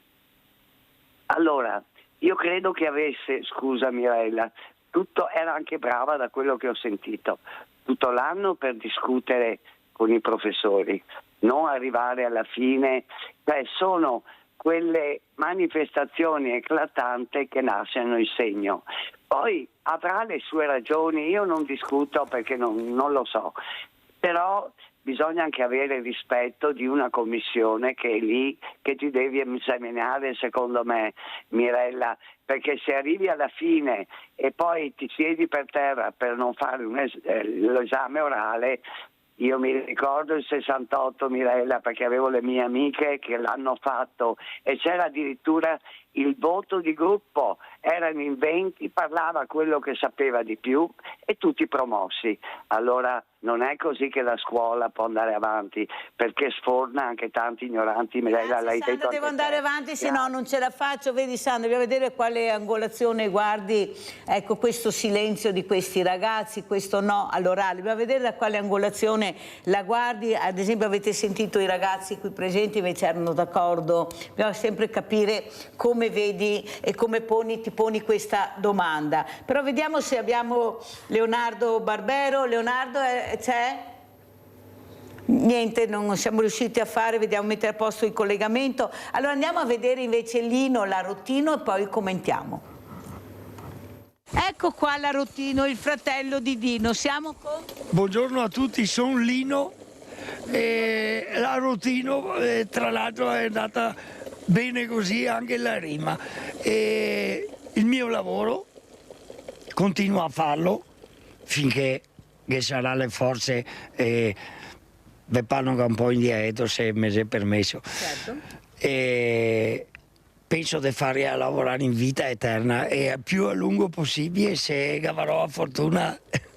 Lino, quanti siete rimasti a Rottini? Perché non è che sia un lavoro che vediamo spesso, anzi io ti vedo negli antichi mestieri, sei molto ricercato per far capire l'importanza del lavoro della Rottino con questo strumento. Sì, siamo rimasti pochissimi, a dirla breve, in questo modo con l'attrezzo storico antico vorrei dire di essere rimasto unico che si presenta. Quanti anni ha in piazza. questo attrezzo? Questo attrezzo non è così antico come sembra, perché l'ho fatto costruire recentemente da un collega resiano dalle mani d'oro e mi ha sistemata e attrezzata bene così, simile, identica a quella che lavorava mio papà tanti anni fa, e come gli altri anziani a Rottini, questa avrà 30 anni circa di lavoro. Un coltello appena messo a nuovo quanto può durare? E ovviamente in base a come che viene trattato dalla persona in cucina, sia nel tagliare e sia anche nel il lavaggio, che il più delle volte si svolge in lavastoviglie, sarebbe negativo molto, e perciò lavaggio a mano veloce. Il lavaggio a mano e acqua tiepida, un po' di detersivo, asciugare subito, che slunga la vita al coltello senza dubbio, assolutamente. Grazie Lino. Lino continua a limare forbici, coltelli. Boccato, come interpreta questo servizio, questo dialetto, questo lavoro antico, questa esperienza, questa felicità, esatto, questa creatività di Lino? Questa passione, perché quanti anni ha Lino, se posso chiedere? Lino ne ha 71. E da quanti anni fa questo lavoro? Lino ha cominciato prima in un'azienda metalmeccanica di Silea, poi l'azienda è fallita. E lui, siccome ma quanti anni aveva? Attorno ai 35 anni. Fermati. Allora, quindi insomma 30-35 anni di lavoro. Sentire una persona di 70 e più anni che dice vorrei fare questo lavoro per l'eterno, per l'eternità, ha detto. Allora, al giorno d'oggi io vorrei vedere se troviamo un impiegato, un responsabile di un'azienda, piuttosto che un operaio, piuttosto che un magazziniere che ha questo entusiasmo, che ha questa passione. Cosa vuol dire questo? Vuol dire che non è la singola persona che può decidere da sola se il lavoro che farà è bello e sarà la sua passione, è l'insieme delle persone. Quindi questo messaggio deve arrivare sia al singolo lavoratore, sia all'imprenditore, sia al responsabile di quell'area che dialoga con questa persona. Cioè, e lo dico da psicologo del lavoro, la motivazione, che è tecnicamente la forza che ci spinge a soddisfare un bisogno, che non è solo quello economico, ma è anche quello legato alla passione, anche quello di vedere in questo caso un coltello perfetto, piuttosto che una pratica, se pensiamo in un ufficio fatta sta bene, eccetera. Ecco, questa parte dalla persona, ma deve essere poi vissuta, tradotta, realizzata all'interno di una società. Società, attenzione, non guardiamola in senso sociologico ampissimo, ma anche dei miei 3-4 colleghi, 5 colleghi, il mio capo, il mio, lo dico da Veneto a Veneti, col mio paron, lo dico nel senso affettivo, nel senso non schiavistico del termine, ci mancherebbe altro. Ecco, dove per esempio viene riconosciuto il lavoro che una persona fa, perché la Rotino ha un feedback, cioè un ritorno di qualità del suo lavoro immediata, perché arriva la signora Maria, tipico nome nostro, che gli dà il coltello, che gli dà il consiglio, e questo per esempio della lavastoviglie lo dirò subito a mia moglie adesso appena torno a casa, non la sapevo questa della Abbiamo imparato qualcosa. Abbiamo imparato qualche cosa, non si smette mai. Ecco, questo è il fatto di ottenere dei feedback rispetto a quello che si fa. Ahimè, oggi è il lavoro, spesso ci sono dei lavori dove devi farlo, non mi interessa come l'hai fatto, è ovvio che lo fai bene, non mi e questo porta a demotivazione, porta a meno passione. Non è, dottor Boccatto, che anche Lino dice questo, farò questo lavoro per l'eternità, perché è un uomo libero, un uomo che vive all'aria aperta. Cioè io vedo queste cose. Dino sta bene con se stesso, lavora, socializza, incontra all'aria aperta. Cosa vuoi dire? Poi sentiamo il dottore. Ha pagato moltissimo anche dal rapporto umano che c'ha con le donne, con le persone, con le massaie, ecco, con la gente. Con le donne, perché, dico io, è vero. No, ok, lui fa 3 mercati settimanali, tanto quelli di qui di Treviso, se vai a trovarlo c'è un nucleo di persone attorno a lui, non solo per farsi arrotare, ma anche perché è diventato ormai un personaggio. E la gente, cioè è come un attore, no? Gli vanno tutti attorno e lui questo lo gratifica sicuramente, certo. Oltre a portare avanti una tradizione di famiglia, perché il papà, il nonno e la tradizione della Val di Resia, gli Arottini, che è un orgoglio personale in particolar modo per lui, ma anche la gratificazione che lui ottiene nel rapporto con la gente che incontra per strada. È proprio lì però una delle chiavi principali, il fatto di veder riconosciuto dall'altro, dagli altri, ciò che io faccio. È una forma, si chiama di eterostima, ricevo stima dagli altri. Sul tema aria aperta, l'ho detto prima, sfondo una portone aperto per quanto mi riguarda, però guardi, io ho esempi di, facendo il mestiere che faccio, per esempio di persone che lavorano in uffici a contatto con il pubblico. Ce ne sono alcune che sono disperate e frustrate perché non gli viene riconosciuto quello che fanno, e altre che invece in qualche modo sono strutturate per cui la sfida nel dialogo, nell'obiezione, nella difficoltà che il possibile cliente, fruitore che arriva gli può proporre, alla fine la vede come costruttiva, e da quella genera poi dei feedback di stima rispetto al lavoro che fa. Non è facile tutto questo, però è così. Però è così, e bisognerebbe in qualche modo farlo capire, ragazzi. L'idea di sfidare i propri obiettivi, di riuscire a mettere in piedi una sfida per raggiungere i propri obiettivi, l'idea dell'importanza della relazione con l'altro. Guardi che non è che per forza deve essere il capo o il mega direttore a darci feedback, possiamo anche essere noi, non io perché ho 54 anni, ma i neoassunti che magari con il collega a parità 22 anni iniziano a lavorare, vedono il collega e gli fanno un complimento, una piccola goccia di stima. Questo è sicuramente prezioso perché li motiva ulteriormente. Quindi ribadisco, siamo noi società, siamo noi comunità che possiamo aiutarci. Allora andiamo a vedere, anche incontriamo questi giocatori, andiamo a vedere questi giocatori di carte e sentiamo le interviste che ho fatto. Andiamo a vedere. Stiamo entrando nella giungla, eccoli qua, stanno giocando a carte, a briscola, a scoppa, giochi veramente che ci ricordano anche i nostri nonni. Guardateli. Roba da skate qua. Ecco qua, intanto c'è una persona che saluta. Cosa stiamo giocando? Scopalasso. Chi è il più forte qua? La coppia più forte? Rossetto qua. Rossetto, la coppia più forte. Non lo so io chi vince. Chi vince? L'attenzione. Ciao. Guarda dove che ti trovo. Vedi che siamo tutti candidati al trapasso. Questo sei pessimista. Sì. Andiamo dall'ottimista allora. Cosa vuol dire, ecco, passare un po' di ore così in compagnia? Sono che gioco piacevole? No, sono che fosse questo, cosa farissimo noi? Specialmente anche io, 5 anni che sono da solo, vado a prendere della gente e la porto qua tutti i giorni. In macchina te la togli? La togli, porto a casa, a volte pretendono anche massa. Comunque Si fa. finché riesco a fare, va Ma il bene. punteggio come siamo qua? Chi vince? Più o meno siamo Siamo là? Sì, Siamo così e così. Siamo equilibrati. Un uomo in gamba, Ecco, è un pessimista, un se giovanotto in gamba. No, veramente. va a togliere, li porta qua, li riporta a casa a trovargliene. Devo fare anche da mangiare, a volte le faccio anche da mangiare. Sì, un tesoro. Ecco il vecchietto là dei 94 anni, poverino, è abbastanza da solo e allora a volte piange e fine vado. Allora andiamo a vedere il 94enne. Dove c'è il 94enne? Arrivo qua. Eccolo qua, ciao carissimo. Allora ho sentito che ti vengono a prendere, ti portano a casa, ti fanno anche da mangiare, perciò un po' di solitudine. Me te rangi tu? Sì, Ma solitudine cosa sia solitudine? Senti tu?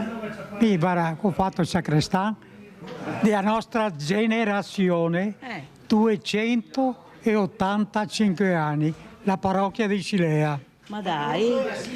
285 anni, bisnonno, mio nonno, papà e me. Ecco il chierichetto. Perché sei anche il chierichetto? Eccolo qua. Ecco. Andiamo a salutare anche il chierichetto.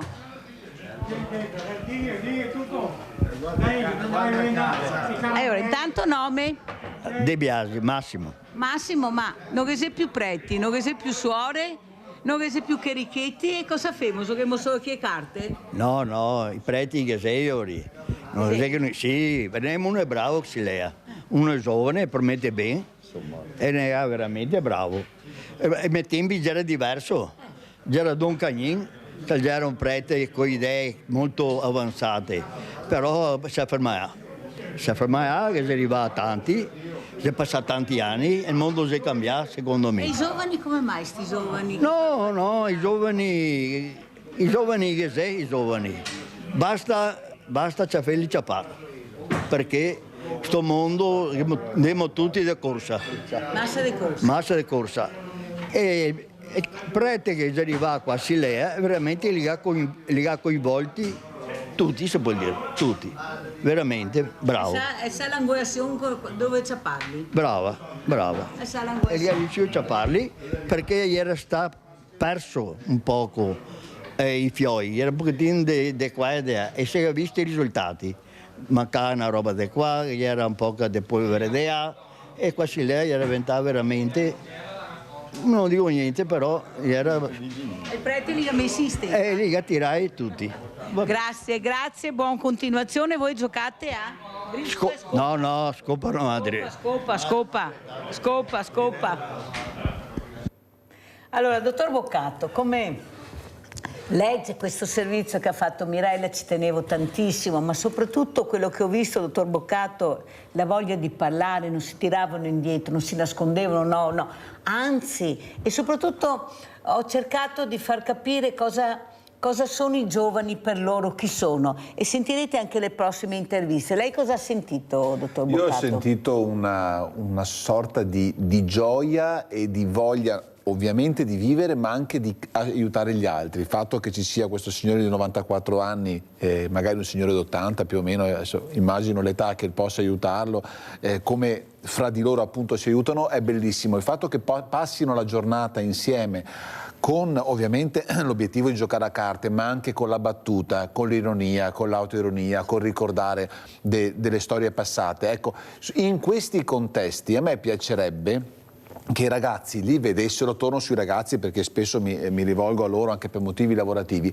e andassero a giocare a carte, andassero a chiacchierare, anche perché io immagino che sarebbero i benvenuti, ben accolti se venissero. Certo. Qualche volta mi è capitato, io arrivo da Padova, vado spesso a bere l'aperitivo in un bar da ombre, come si suol dire, perché a me piace, sono veneto, mi piace quel contesto, e ho un paio di esempi di ragazzi che penso che abbiano 20, 23, 24 anni, che giocano a carte insieme agli over 80 e dove alla fine anche loro raccontano quello che possono essere i loro pensieri e i loro vissuti, e quello che diceva giustamente lei prima, il bisogno anche da parte dei ragazzi, dell'essere umano in generale, di parlare di se stesso, dei propri bisogni, delle proprie necessità, e l'idea che questi ragazzi vengano ascoltati dagli over è bellissimo, perché poi l'over non solo può dare dei suggerimenti, ma quantomeno ascolta e in qualche modo accetta quello che i ragazzi raccontano e i loro bisogni, e questo è un tema molto importante. Ed io l'ho chiesto prima a Beatrice e Alvise, i due ragazzi della band che erano qui, di andare a suonare proprio a questo centro Il Passo, e loro hanno detto subito ben volentieri. Ma voi adesso Dino, che sono di Silea, sono là, li conoscete. Guarda, si fa fatica, dottor Boccato, a unire. Cioè io vorrei, ma non lo dico. C'è qualcuno però che dovrebbe farlo. E chiederei all'assessore, anche al sindaco, che poi sentiremo, Rossella Cendrone, all'assessore Biasi, di cercare, come dice lei, di integrare queste realtà. Perché se continuiamo a lasciarle divise non andiamo da nessuna parte. Abbiamo Giusy, poi sentiamo Dino. Vai Giusy! Ciao Mirella, buongiorno ai tuoi ospiti. Volevo fare una domanda al psicologo. Il progresso, dottore, le sembra normale per la nostra mente lavorare in catena per 8 ore al giorno per 20, 30, 40 anni? Ma il nostro corpo, ma cosa è che ne risente? Una domanda che mi sono sempre fatta: 8 ore al giorno fa sempre quello, sempre quello, sempre quello. È una cosa terribile, penso sia terribile. La ringrazio. Grazie Giusy, prego dottor Boccato. La tecnologia in parte negli ultimi anni ha alleviato un po' questo tipo di diciamo, fatica. Attenzione che è giusto parlare di catena di montaggio, dove spesso appunto la tecnologia ormai la sta facendo da padrona, e lì fra un po', lo è già in parte, il problema sarà di persone che perdono il lavoro, perché appunto ci sono gli automatismi e l'intelligenza artificiale che accennavo prima che prende il posto. Spesso sono delle caratteristiche del lavoro, la ripetitività. Il tema però, che ha toccato giustamente la signora, è 30-40 anni. Allora l'idea è che queste persone, o chi li coordina in qualche modo, li crei anche delle settimane o delle giornate in cui ci siano delle attività diverse, che possano imparare magari una parte diversa del mestiere e non abbiano appunto questo tipo di ripetitività. Chiudo dicendo: non restiamo però con l'immagine un po' alla Charlie Chaplin, dove per 8 ore faccio solo questo tipo di funzione, perché ormai questo tipo di attività non esiste più. Le macchine stanno prendendo sopravvento, e questo però vuol dire che le persone devono avere altre capacità, altre competenze. E anche perché l'intelligenza artificiale speriamo che nelle mani giuste, perché sennò può togliere la creatività, e questo toglie è lavoro proprio, toglie lavoro, e soprattutto aggiungo, se mi permette, scusi se la interrompo, è molto molto veloce l'arrivo dell'intelligenza artificiale. Quando sono arrivati i PC, che rispetto alla rivoluzione che potevano portare è una goccia, 1 a 1000 rispetto a quello che sarà l'intelligenza artificiale, sono entrati nelle aziende, negli uffici e poi nelle case in anni. Qui entra in mesi. E poi è pervasiva, perché tocca i ragazzi a scuola, perché fanno i compiti tocca il lavoratore, esatto. Allora ci sono aspetti positivi ma anche aspetti negativi. Infatti i ragazzi che sono molto più avanti di quello che pensiamo noi e adoperano questi strumenti, io ho avuto un insegnante che non dà più compiti in classe perché arrivavano tutti quei compiti fatti dall'intelligenza artificiale. Certo. Ecco, capite che bisogna stare molto attenti. Sì. Nadia, vai Nadia. Ciao Mirella, buongiorno ai tuoi ospiti. Niente, ho avuto piacere di aver visto Egidio, che 54 anni fa mi ha messo la corsia quando mi sono sposata. Ecco, hai visto? Sì, ho avuto tanto piacere di averlo visto.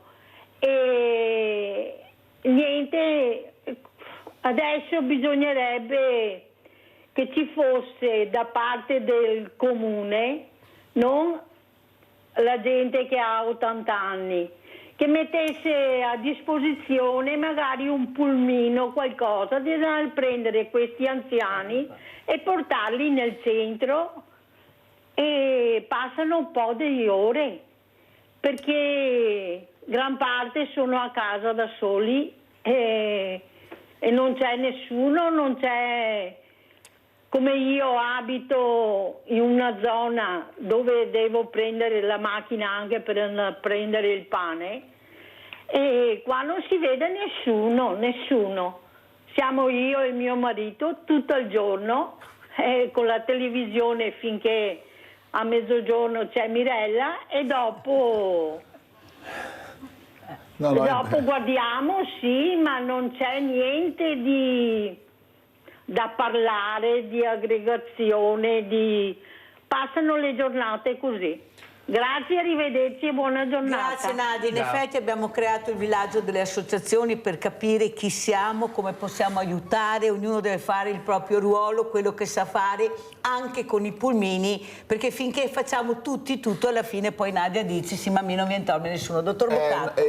Esatto, e poi ci sono gli esempi che i media raccontano, ma sono sicuramente meno gli esempi raccontati dai media che la realtà, che sono per esempio le forze dell'ordine, polizia e carabinieri, che vengono chiamati per avere magari mezz'ora di compagnia, gli fanno una pasta asciutta o un caffè con l'anziano. Abbiamo alcuni esempi, io ho diversi amici poliziotti e anche carabinieri che mi raccontano che spesso fanno questo tipo di interventi, riescono magari quando non ci sono particolari situazioni di emergenza ad andare a stare una mezz'oretta con l'anziano. Qui bisognerebbe, oltre alla politica, ai comuni e a tutto quello che sappiamo, dovremmo anche, secondo il mio pensiero, motivare e quindi dialogare con i figli degli anziani.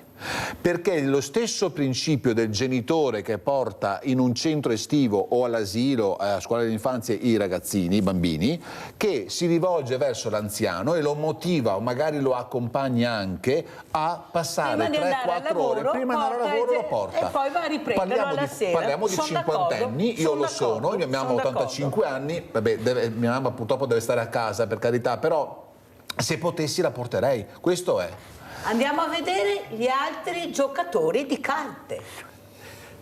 Sentite però che loro capiscono non è tutta colpa di questi ragazzi, bisogna anche accompagnarli, prenderli per mano, ma in pochi lo fanno. C'è qualcuno che vuole dire qualcosa? Vediamo che andiamo a salutare qua. Dove sei tu? Ario qua. Andiamo subito qua. È il più grosso che sei dentro qua e hai detto che vuol dire qualcosa. Come ti chiami tu? Mi chiamo Ferruccio. Ferruccio, dimmi. E sono qua per ringraziare quelli che ti inverto sto centro qua perché hanno altri mi dà mezza giornata di libertà. Perché casa qua femmina si no te fa da diventare armato. Va a fare questo, va a fare quello, va a fare che altro. E qua passiamo mezza giornata tutti in compagnia. Ma fate che un'altra femmina, a Piera, che vi tiene in stecca. No, ma a Piera bisogna a ringraziarla non so quanto, perché come a Piera non ne troviamo più. È bravissima Piera e grazie infinite a Piera. Grazie. Grazie Ferruccio, veramente grazie. Abbiamo sentito anche Ferruccio, adesso andiamo a trovare a Piera. Dai, chi sei che vuol dire qualcosa? Dai. Che dobbiamo dire? Dai, nome, dai, sui giovani, dai. Siamo su... Parla dei giovani, dai. Nome intanto. Sono Francesco. Dai Francesco. Allora, i giovani... I giovani, ritrovo dei giovani qua, quelli dopo i 60. E gli altri dove sei, Francesco? Gli altri sono... non li vogliamo qui. Perché? Perché non si meritano a venire qui. Perché sono soci, non sono soci. Ma come li vedi tutti i giovani? Come cosa ti pare? No tutti, perché Sì. ci sono anche dei bravi e tanti. Sì, no? sì. Perché bisogna anche dire che sei qui bravi. Come sei che ti vedi? Insomma, non vedo un gran futuro per ora, no. No, No. No. Sentimo... I giovani che hai futuro, siamo Sì, no, i giovani no. I che ha più Come ti futuro, chiami? noi facciamo Filippo. Filippo. I giovani che ha più futuro di noi altri, perché la nuova generazione è sempre migliore della precedente. Ricordatevi gente, ricordatevi. Francesco, non smica tanto d'accordo con te. Filippo la vede in maniera diversa. Sentimo invece... Io dico che ben vengano qui. Renato. Dai. Io dico che ben vengano questi centri, che sono centri di associazione, di aggregazione e di compagnia e di dibattito. Qualche volta c'è Perché cosa si parla dentro qua? Si gioca solo che carte oppure si parla anche di sport? Sì, beh, ovvio, di tutto si parla. Hai detto che nessuno sa le cose che parlei, le donne, parlei di donne? Anche qualche volta? Ma sa, le donne... sì. E c'è sempre un'attrazione. Non tanto perché... No, quelli che si casano, che hai detto quelli che si casano è meglio stare per appunto, carità. Sì, appunto. No, dico che è giusto che sia, qualche volta magari gli animi sono un po' più attivi, però Vabbè, dai. 2 minuti e dopo una bevuta è tutto come prima. Grazie Renato, grazie. Adesso andiamo da Piera, adesso andiamo da Piera, che pochi giorni fa, ha compiuto anche gli anni. Ora Piera, come sei questi ragazzini che te qua? Cosa mi dite? Cominciamo. Ragazzini, o diversamente giovani? Bravo, diciamo. Diversamente giovani. Come sei Piera? Dai, diciamo che già abbastanza tranquilli. Sì, ma fa danaro? Beh, insomma, abbastanza sì. Abbastanza sì. Andrò in paradiso. Ascolti, c'è tutti che dice mujer casa si sta per carità. A me mi sa che queste mujer mi vede ora che venga qua, vada a Piera che dirà a casa o sbaglio Piera? No, te ha ragione Mirella. Te ha ragione. Che se il buono e il cattivo anche qua, come dappertutto, dai. Comunque mi sono qua 7 giorni su 7, mi piace, mi diverte. 7 giorni su 7? Sì, non sono mai a casa, sempre qua, faccio volontariato. Avete sentito? Adesso vado via il 2, vado su in Germania da mia figlia, che ho una figlia sposata là, e sto via un mese, stacco un attimo a Spina. Piera, come mai te hai deciso di fare questo volontariato qua? Perché? Dentro tanti anni fa. Lì era un'altra gente che comandava, diciamo, era un altro preside, e sono venuta qua una volta per scherzo, ho detto ma non avevi bisogno di una donna da dire al banco. E cacciapava il balzo e sono venuta. E non ti va più via? Adesso sono 4 anni, ma in passato sono stata qua 10 anni. A me mi parsi, chi par tanto orsi, guardarli così, devo dire la verità, c'è tanto orsi. Ma dopo con ti grati una santa, non sei proprio per niente male, anzi sei anche sensibile, mi pare, vero? Sì.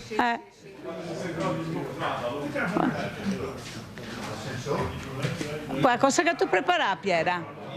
Guarda, un po' dei cicchetti, guarda, vedevo. Ecco, non manca niente, dica quello che vuoi. Poco via e tanta acqua, Piera? Sì, questo sì.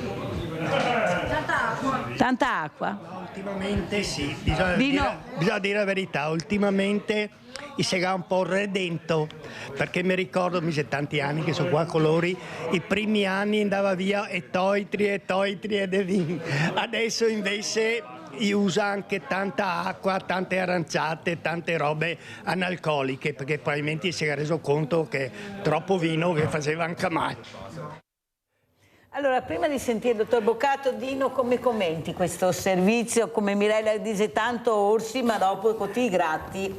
Sì, no, evidentemente, anzi giustamente hai detto così, c'è qualcuno che bisogna tenerlo a bacchetta, ci sono, ma la maggior parte è tutta gente che viene lì per sfogarsi un po', passare la giornata. Devo dire la verità, anche li hai sentiti anche nei commenti, sono molto riconoscenti nel lavoro che facciamo noi, perché hanno bisogno dei loro spazi e li trovano venendo al centro anziani fare la partitella a carte, ma non solo, perché poi si scambiano informazioni, parlano di malattie, mico così, mico qua, mico tolto qua, insomma si aiutano, ma non solo con questo, ma anche fisicamente col scambi tra pomodori e melanzane, chi c'ha l'orto. Il baratto. Funziona ancora anche il baratto, ecco, che sono cose buone, ecco, per i nostri ambienti, ecco. Dottor Boccato, come leggiamo, lei psicologo, tra le righe, queste interviste che io avevo deciso di fare, perché l'obiettivo del villaggio delle associazioni è questo, di mettere assieme, di fare famiglia, di occupare gli spazi aperti nella maniera giusta, mettendo assieme le famiglie che comprendono da 0 anni ai 100 anni. Prego, dottor Boccato. Cito una frase di un film che era Frankenstein Junior: si può fare. Si può fare, io lo dico con coscienza di causa, perché io mi onoro di essere presidente di un'associazione, di un circolo Noi, sono i circoli quelli parrocchiali a Padova, da un paio d'anni. E la parrocchia, come voi ben sapete, siccome poi è anche una scuola materna, ha una eterogeneità di età dai 2 anni ai 102, ok? Giusto per essere chiari. E noi cerchiamo, io col mio prezioso direttivo, cerchiamo di organizzare attività che coinvolgano tutte le fasce di età. Dagli incontri alle manifestazioni, ai pranzi anche comunitari eccetera, soprattutto la domenica, dove c'è una presenza di diversamente giovani, l'idea di chiamarli per esempio a raccontare delle storie ai ragazzini piuttosto che a dare la loro opinione, non stare magari fra 3-4 diversamente giovani, ma misciarli insieme ai ragazzi e alle famiglie e ai genitori, è una cosa molto molto molto bella e molto apprezzata. Si può fare quindi perché in realtà, torno al concetto che dicevo all'inizio, l'essere umano è un animale sociale, vuole stare insieme agli altri, noi siamo sempre più a rischio di questo e quindi ci isoliamo anche fisicamente giù guardando uno schermo, dobbiamo alzare la testa, stare all'aperto e dialogare con tutti. Ecco, questo è secondo me una cosa preziosa per le associazioni. Allora, dottor Boccato, io non posso esimermi da non fare questa domanda. Altri 3 morti a Napoli, di sicuro non giovani, di sicuro non avevano l'attrezzatura. Io sono mesi che dico che forse bisognerebbe fare più controlli e se il controllo c'è nel contratto e nella carta ci deve essere. Prima che questa persona inizi a lavorare ci dovrebbe essere qualcuno che controlla se ha l'attrezzatura, se è tutto a posto, perché avete visto a che età e dove erano, senza attrezzatura. Ma cosa si può fare? Perché nella carta è scritto tutto. Poi alla fine però manca sempre qualcosa e ci rimettono la vita alle persone. Non è possibile andare a lavorare e morire e non tornare più a casa, a qualsiasi età. Prego, dottor Boccato. No, non è possibile, non dovrebbe esserlo, mi piacerebbe dire che non dovrà mai più esserlo, ma il rischio nel futuro, ahimè, c'è sempre. Le norme, come diceva giustamente lei, ci sono chiare, sono scritte. L'interiorizzare le norme da parte del singolo non è cosa semplice, perché magari la velocità, perché magari l'urgenza dell'attività, ma il sovraintendere, il controllare deve essere assolutamente fatto in maniera certosina, quindi maggiore responsabilità e quindi anche maggiore rischio penale per chi poi questo non sovraintende. È vero che il singolo dovrebbe utilizzare tutti i presidi che vengono previsti dalle norme, che insisto sono chiarissime, serve qualcuno che sovraintenda.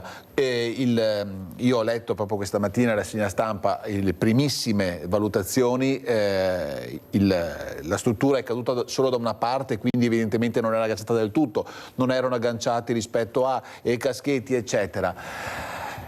Perché? Perché? Però non si può, dobbiamo non si può, ma non si può assolutamente, non si può assolutamente. 2025 è follia che accada una cosa del genere, perché sembra, uno potrebbe dire, se non vive in questa società, vabbè, all'epoca di chi costruiva le piramidi, chissà com'era la situazione, 2025 non è più possibile. Visto la tecnologia che abbiamo. Ci sono delle procedure, ecco. E però, insisto su questo, chi vede segnali, lanci allarmi, chiami le forze dell'ordine, non abbia timori, va bene, perché tanto poi viene mantenuto l'anonimato. Condominio, vedi una persona sul tetto, la vedi senza impalcatura, senza casco, se serve il casco, chiamate. Ognuno di noi nel suo piccolo può in qualche modo ridurre il rischio di, in questo caso drammatica, devastante morte di tre esseri umani. Allora andiamo e chiudiamo, perché è finita questa seconda parte col presidente del centro anziani di Cendon Il Passo, Fausto Scalco. Andiamo a sentire e vedere cosa ci dice. Allora, diciamo che questo posto è l'inclusione di nostri anziani, che purtroppo anche qui a Cendon su 4 bar che ci sono, oppure che c'erano non hanno più trovato un posto dove dove ritrovarsi per fare questa partita di carte o partita di chiacchiere, di ciacque, no? Che diciamo, e allora l'importanza è questa, di tenere vivo questo posto qua e di essere sempre presenti per questi nostri anziani. Modo anche questo per magari superare la solitudine, se non ci fosse Beh, sicuramente la solitudine, ce ne sono più di qualcuno che è vedovo o sì, che sono vedovi e cercano sempre un posto dove cercare di fare le due chiacchiere e trovarsi, e ce ne sono 4-5 che vengono qua e restano qua un paio d'ore e dopo dicono devo andare, aspetta che facciamo un altro bicchiere, no devo andare perché ho mestieri da fare, ma comunque riusciamo a tenerli qua 2-3 ore, ecco, in compagnia. Quindi la gente poi che viene qua vi chiede altro, gli basta fare la partita a carte, il ciacco? No, beh, ci sono gente che domanda, perché abbiamo anche la seconda stanza là, chiede se può stare qua, se può fare feste là a fianco. Noi ci fidiamo di tutti e diamo la stanza con un piccolo contributo di spese, perché abbiamo anche noi le spese, ma la stanza è affittabile per tutti, affittabile, non affittabile, ma può essere data a tutti quanti, insomma, ecco, ci sono tante feste di compleanni che adesso vanno nel modo ai compleanni di 20 bambini, allora si trovano qua per fare questo discorso qua, di trovarsi in compagnia, con tutti quanti in compagnia, ecco. In sicurezza anche? Sì, perché abbiamo la sicurezza, abbiamo anche delle persone che hanno fatto corso di defibrillatore e primo soccorso anche. Sì, ma anche poi tra l'altro non è lungo la strada principale, per cui no, anche perché è situato vicino, che non so se ha ripreso, vicino alla chiesa, dietro la chiesa di San Pietro, e c'è questo grande parco che noi lo teniamo pulito e curato. Abbiamo Paola da Campo San Piero, veloce Paola perché sono in chiusura, vai. Sì, ciao Mirella, ciao cara. Anche a Nadia e a Giusy, che era tanto che non sentivo. Ieri uscì un trafiletto nella Gazzetta dello Sport, piccolino in alto, penultima pagina, dedica appunto, dove sta dichiarata anticostituzionale la legge una delle leggi che era nell'ultimo referendum che siamo andati a votare, e praticamente Migo lavorava 4 anni negli edili, dopodiché cambio produzione, sempre sotto i 15 dipendenti, e sono stati licenziati, e gli operai, la cassa integrazione, mica era in ufficio, no. Per cui chi si che gli interessa il voto di una povera sfigata Tosetta che fa questo, che fa quest'altro, insomma. E si passati 50 anni da allora, perché ormai ne ho 69, si passati 50 anni e non si è cambiato assolutamente niente. E a riguardo anche che si parlava adesso di prevenzione, perché avevano lavorato negli edili, avevo a che fare con operai, con impresari, con coso, insomma, e noi ero come il direttore, però insomma se aveva bisogno di qualcosa che potevo fare in cammino facevo un cammino, insomma, e ecco, per cui saluto tutti, buona giornata. Preziosa testimonianza Paola, hai fatto bene a chiamare, a dire, ti ringrazio per quello che hai detto, sono passati 50 anni ma non è cambiato niente, è proprio vero Paola, grande tecnologia, ecco, andiamo nello spazio, poi si muore nel lavoro perché nessuno si preoccupa di venire a vedere come sono e come sto lavorando. Allora, dottor Boccato, come ci saluta? Un saluto veloce? Un saluto velocissimo che è, parlando dei giovani, uscite, dialogate, confrontatevi con le persone con più esperienza, con più storie, state insieme, socializzate, e sull'aspetto invece del lavoro, che non posso non ricitarlo, attenzione alle regole, attenzione alle norme, perché il rischio è costante, soprattutto per lavori delicati come quelli per esempio di Napoli. Dino Longhino, come ci saluti? Vi saluto sicuramente dicendo un piccolo aneddoto, che cosa vuol dire per me il volontariato. Ho lavorato 43 anni tutti nella stessa azienda. Nel momento in cui mi hanno detto devi andare in pensione, ci sono andato volentieri per un mese. depressione, e per fortuna che ho trovato, anzi ho partecipato anche alla costruzione della Verità del centro anziani, e io lì sono risorto.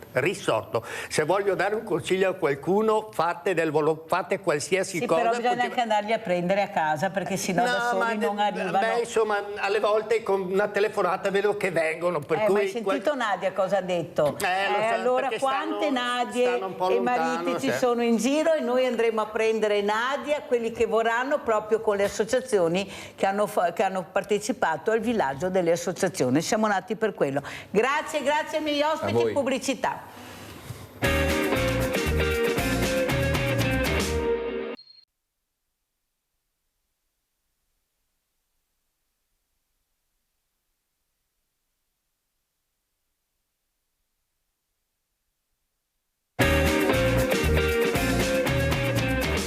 Visto che abbiamo parlato di diversamente giovani, per me è un orgoglio avere questi due ospiti questa mattina.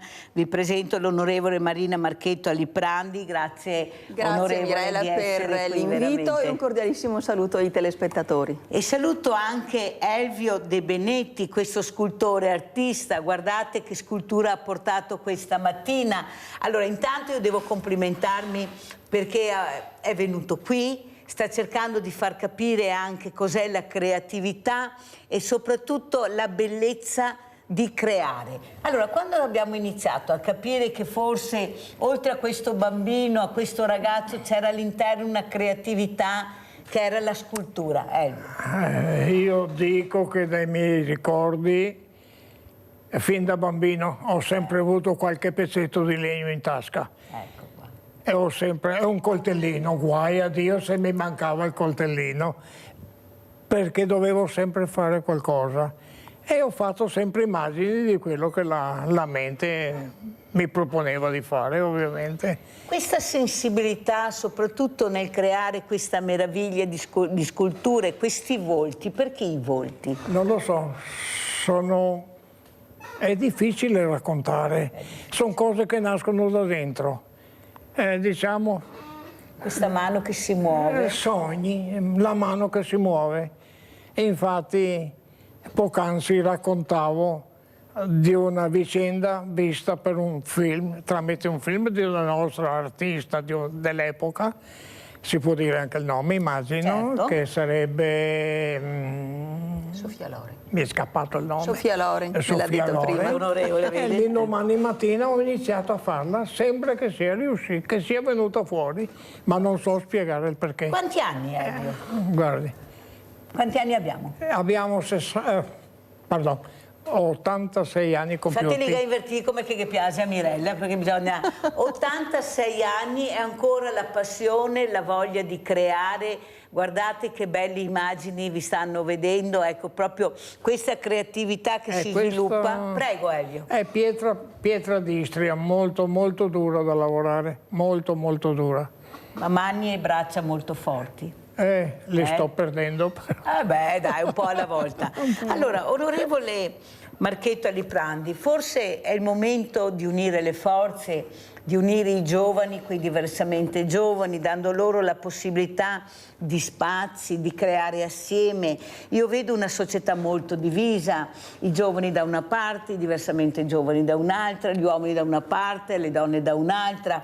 Qualche passetto in avanti si è fatto, ma molto poco a mio avviso. I giovani hanno bisogno di queste figure e queste figure hanno bisogno di relazionarsi con loro, perché tutti e due possono imparare qualcosa. Cosa dice? Vede Mirella, Socrate diceva so di non sapere, e per me il signor Elvio è la dimostrazione di quanto la volontà, l'umiltà e la volontà di imparare, di partecipare ai ragazzi, perché è questo che sta facendo, sia importantissima. Questa continuità generazionale, la trasversalità generazionale. Mi diceva prima che questo trittico, perché tale è un'opera intera, non è assemblata, di noce nazionale, e il basamento è di noce tanganica. E mi ha chiesto, lei lo sa che cos'è? Sì, dico, so che è di provenienza non italiana, africana, quindi la capacità del signor Elvio, se mi permette un inciso, prima finché aspettavamo, mi diceva che lui guarda la fisionomia, l'espressione dei visi e poi li traduce in realtà, li concretizza. E questa capacità, questa empatia che poi trasmette anche quando mi diceva va al bar, scherza così con gli amici, fa sì che sia da coagulo con le nuove generazioni, perché ho visto anche il nipote, è un ragazzo, oltre che lavoratore, lavora qui ad Antenna 3, è veramente, io ho visto in lui la nostra gioventù, quella che c'è. Perché è inutile nasconderci, la maggioranza, ringraziando Dio, sono giovani bravi che lavorano, che si impegnano nel lavoro e nello studio. Per esempio, anche adesso che siamo vicini all'estate, anche quei corsi che gli alpini fanno, quei corsi estivi, sono estremamente praticati dai ragazzi, bisogna implementarli. Questo cosa vuol dire? Che i ragazzi non si discostano dalla fatica, ma hanno bisogno di un faro, hanno bisogno di stare dentro degli argini e il rispetto, ribatto, sottolineo sempre il rispetto, è quello che è alla base di ogni civile convivenza.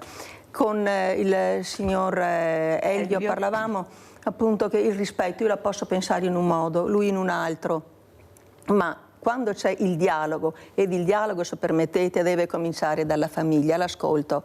Il 9 aprile la vice ministro Bellucci l'ha dedicato alla giornata nazionale dell'ascolto dei minori.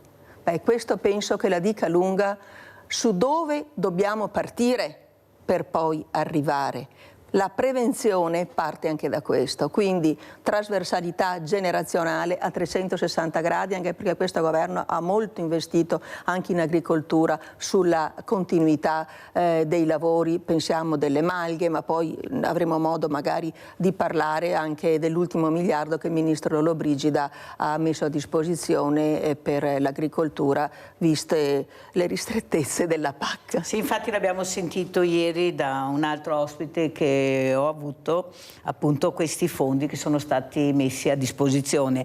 Allora, Elvio, quando è nata questa scultura unica che unisce, e da dove è nata l'idea? È difficile, come ripeto. Nasce dall'idea che per me la parola famiglia è sacra.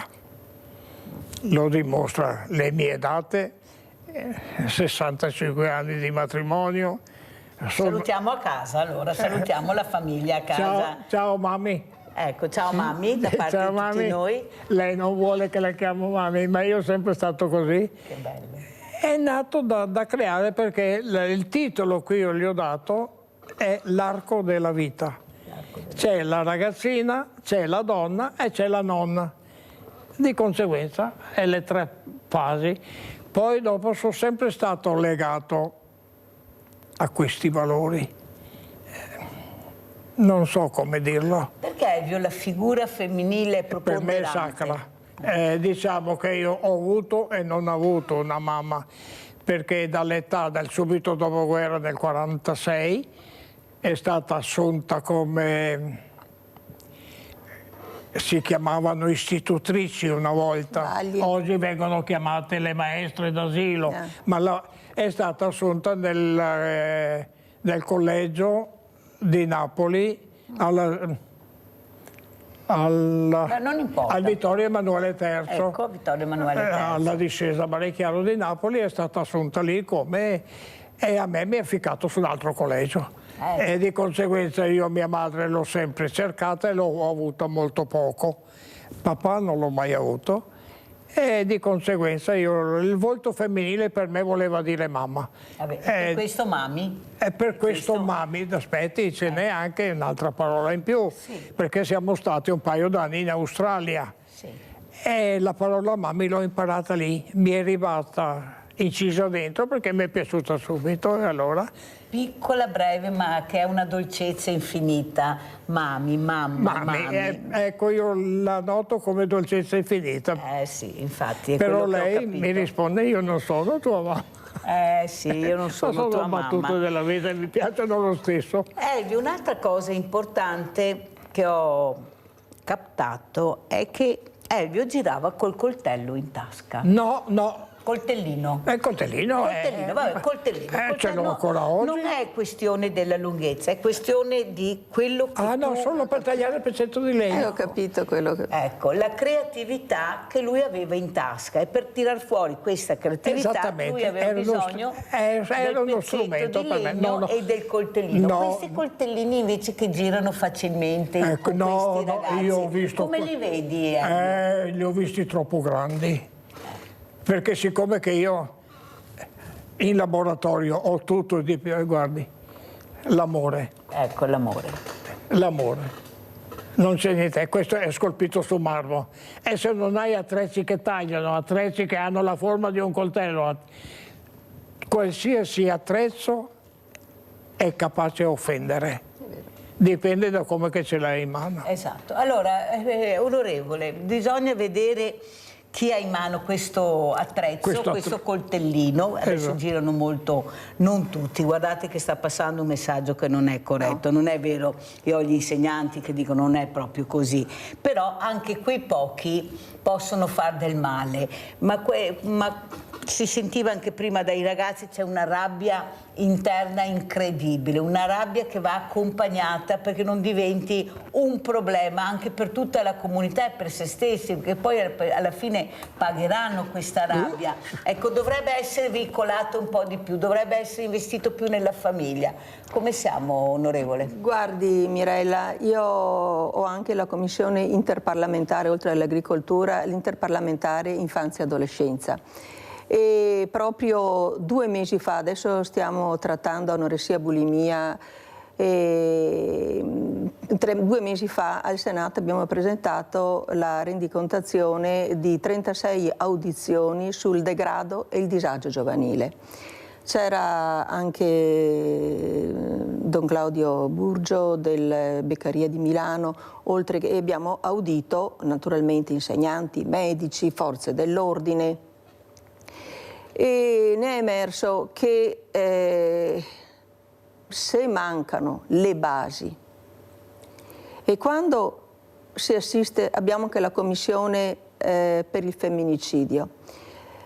Perché cito questo? Perché io dico che i ragazzi che sono vittime, che rimangono doppiamente orfani, quando la mamma magari viene ammazzata e il padre o il compagno va a finire in galera, si parla di violenza assistita.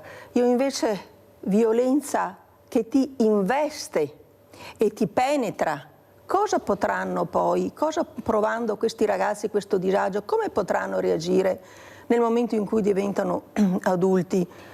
Si trovano di fronte a altre persone, ad altri ragazzi, nel cosiddetto branco, se non hanno ricevuto quel rispetto che si deve alla persona altrui, quel comportamento, quella, come posso dire, quel senso di trattenimento. Uno deve essere capace di trattenere le proprie pulsioni, di trattenere la propria rabbia. Però, come dice lei Mirella, c'è bisogno di accompagnamento nella scuola, e vorrei citare, ecco, un emendamento che è passato proprio con il nome della scuola e che ho visto è venuta anche qui la preside della Coletti, della Peer Education, educazione alla pari. Gli insegnanti, professoressa Ferraro, gli insegnanti vedono nei ragazzi più volenterosi, più preparati, più da porre come esempio ad altri che magari vengono da situazioni più disagiate, da altre nazioni anche, che quindi non hanno la nostra cultura, e fa sì che questo abbinamento, questo aiuto congiunto sia di esempio anche agli altri che non hanno l'educatore di fianco e sia uno sprone proprio per i ragazzi più bravi ad aumentare la meritocrazia e agli altri per ricevere quell'affetto e quella sensibilità che i ragazzi, quella generosità che i ragazzi, i compagni di scuola sanno dare. Ecco, quindi se c'è la famiglia che manca, ecco che supplisce. Però se mi permette... No, ferma perché sennò mi cade la linea, che abbiamo Pio da Mogliano, se no il centralino cade. Vai Pio! Cara signora, volevo dirle solo una cosa a lei. Dottoressa. Prego. La vita è un lungo viaggio e le fermate migliori sono le persone speciali come lei.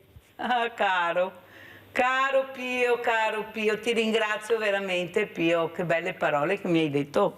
Ma io cerco di fare al meglio il mio lavoro, il volontariato, cerco di dare dei contributi per migliorare la qualità della vita e difendere soprattutto i fragili e gli ultimi. Ecco, questo è il mio compito che mi sento di fare. Vuoi dire qualcos'altro, Pio? No, volevo solo dirle questa cosa perché io la guardo ogni giorno. Caro, grazie. Ma sai, ho una bella squadra, tutti bravi. Se sono forte io è perché è una squadra che mi sorregge, o voi che mi sorreggete, ecco, con questo audience che ho di questa trasmissione che cerco di fare. Una cosa volevo chiedere, e poi ritorniamo perché devo correre perché il tempo è tiranno. Elvio, ma che mondo viviamo oggi? Come vedi dal tuo punto di vista questo mondo, ecco, un mondo un po' particolare? Io mi riferisco sempre, coi pensieri, quasi sempre, al mio tempo passato. Ho vissuto in un contesto quasi maschile, perché in collegio e dopo anche in giro per il mondo da solo. Oggi come oggi, sti ragazzi, la maggior parte di questi ragazzi non riesco ad accettarla. Era giusta l'affermazione che diceva lei in base... Tu Mirella. Tu mi devi dare del tu Mirella. Me piace tanto perché sono veneto e fra artisti bisogna darsi del tu. E allora, l'argomento che Iaga porta in campo è il coltellino. Dovrebbero, in senso buono, averlo in tasca tutti per creare qualcosa, non per offendere. E stiamo entrando in un mondo che non fa più parte del mio. Io sono contento di essere vecchio e di essere rimasto così. Però c'è questa famiglia che accompagna diciamo, i valori. Il nipote mi ha detto io ho mio nonno che fa questo. Perciò vuol dire che c'è una certa sensibilità, l'importanza di valorizzare questa figura che è il nonno, che è fondamentale. Vuol dire che questo ragazzo è cresciuto con i valori. Lui da piccolino mi adorava, cioè lo percepivo, non che me lo dicesse ovviamente, lo percepivo. E non so più cosa aggiungere perché è difficile rispondere a queste domande. Io capisco perché adorava il nipote Elvio, guardatelo, è la dolcezza in persona. Era molto sensibile. Non so se gli ha raccontato dei giocattoli che gli ho fatto, del triciclo col cavallino siciliano e il trenino di legno. Io li ho tutti fotografati. Ovviamente non li abbiamo neanche, prossima volta voglio le foto di questi giocattoli. Ma ci sono tutti. Bellissimo. Quello che dopo puoi raccontare in un'ora. Quello che io ho vissuto per 80 anni. Ma io ti invito ancora, Elvio, dammi del tu e chiamami Mirella. Ciao allora, Mirella, perché Mirella è mia cognata e allora lo ricordo il nome. Dai. Allora, onorevole, cosa diciamo a questi diversamente giovani che stanno cercando anche di tramandare i valori anche con il giocattolo? Ecco, questo giocattolo che viene fatto dal nonno, che trasmette la creatività, la bellezza, la gioia. Questi sono i valori, ma chi non ha la fortuna di avere un nonno come Elvio, una famiglia, cosa fa, dove va? Beh, a parte che abbiamo un lodevole mondo del volontariato, perché se non ci fosse il mondo del volontariato tanti servizi i comuni non potrebbero elargirli. Ma soprattutto io vorrei anche porre l'attenzione sulla manualità. Sulle scuole professionali, e questo governo sta molto investendo sulle scuole professionali proprio perché questi ragazzi abbiano la capacità di unire la sapienza dei nostri anziani alla scienza di adesso, perché adesso non ci sono più gli scalpellini o cosa, magari ci sono macchine elettriche, scalpellini elettrici, adesso io non me ne intendo, ma per velocizzare il tutto, ma la passione è quella che deve muovere questi nostri ragazzi, la capacità di dialogare, di interfacciarsi e la volontà di capire, di farsi accompagnare, non di chiudersi dentro loro, e i genitori di ascoltarli, i nonni di ascoltarli. Guardi, Elio parla da nonno e io sono nonna anch'io e ricordo la mia nonna paterna che mi ha insegnato a conoscere tutte le erbe di campo, per esempio. Parlavamo di questo prima. Ecco, e io l'ho insegnato ai miei figli e ai miei nipoti. Questa continuità generazionale è nei valori, Mirella, e nella capacità di rendersi conto che non si sa, si deve continuamente imparare. Socrate diceva so di non sapere, e se lo diceva Socrate, caspita, ci vuole l'umiltà di continuare ad imparare, di essere sempre onorevole al corrente. Di iniziare anche a premiare queste persone per la loro creatività, perché Ma io vedo senz'altro. delle volte dei premi assurdi perché figlio del VIP, perché il VIP, ma vogliamo iniziare a premiare anche questa creatività, questa umiltà, questo saper veramente dare e far conoscere quella che era la realtà e la bellezza ancora di credere in se stessi, nel valore dell'arte, soprattutto questa è arte. Vogliamo premiare queste figure, ma devo farle venire qua per far capire che c'è qualcosa che anche la politica deve fare, dire grazie, perché anche se tutta la politica, parlo in generale, e tutti quanti, se siamo diventati così grandi, è merito di queste figure che lasciano questi segni, questi ricordi. Abbiamo Livio da Padova, vai Livio. Veloce, velocissimo. Dunque, volevo chiedere al signore che è uno scultore, scultori si nasce o si diventa? Grazie. Allora Elvio, scultori si nasce o si diventa? Chiede Livio da Padova. Allora io penso che ci sia un seme dentro, basta saperlo coltivare e dare il goccetto d'acqua quando è il momento giusto. Che bella sta roba, la sì. piantina che ha bisogno Ha capito, perché o io del bastoncino per perché crescere io dritta. amo anche le piantine e diciamo che mi è stato regalato un bel giardino. E allora noi faremo anche al Parco dei Moreri una bella mostra, parlerò anche con il sindaco, parlerò con l'assessore, visto che abbiamo creato questo villaggio delle associazioni, pensi onorevole, 120 associazioni che si sono iscritte in questi 4 giorni. L'ho seguita Mirella, ecco, e anche per quanto riguarda i ragazzi, proprio perché capiscano il valore anche della fatica. Lo sport è entrato al 33esimo articolo della Costituzione, gli hanno portato una Costituzione, Mirella. Grazie. E ho fatto... no, rimanga qua. No, ma c'è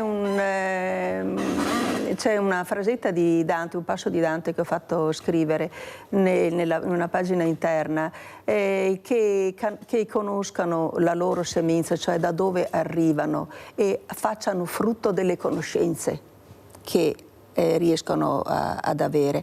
Quindi lo sport insegna alla fatica, la lealtà, perché lo sport è vero, la generosità, la meritocrazia, perché ci vuole anche quello. Ecco, questi ragazzi vanno, e mi riferisco anche a quello che lei diceva prima, come le persone di una certa età vanno valorizzate, anche i ragazzi vanno valorizzati. Non per questo, per esempio, in agricoltura ci sono dei riconoscimenti per questi ragazzi che sono ambasciatori nel mondo delle nostre eccezionali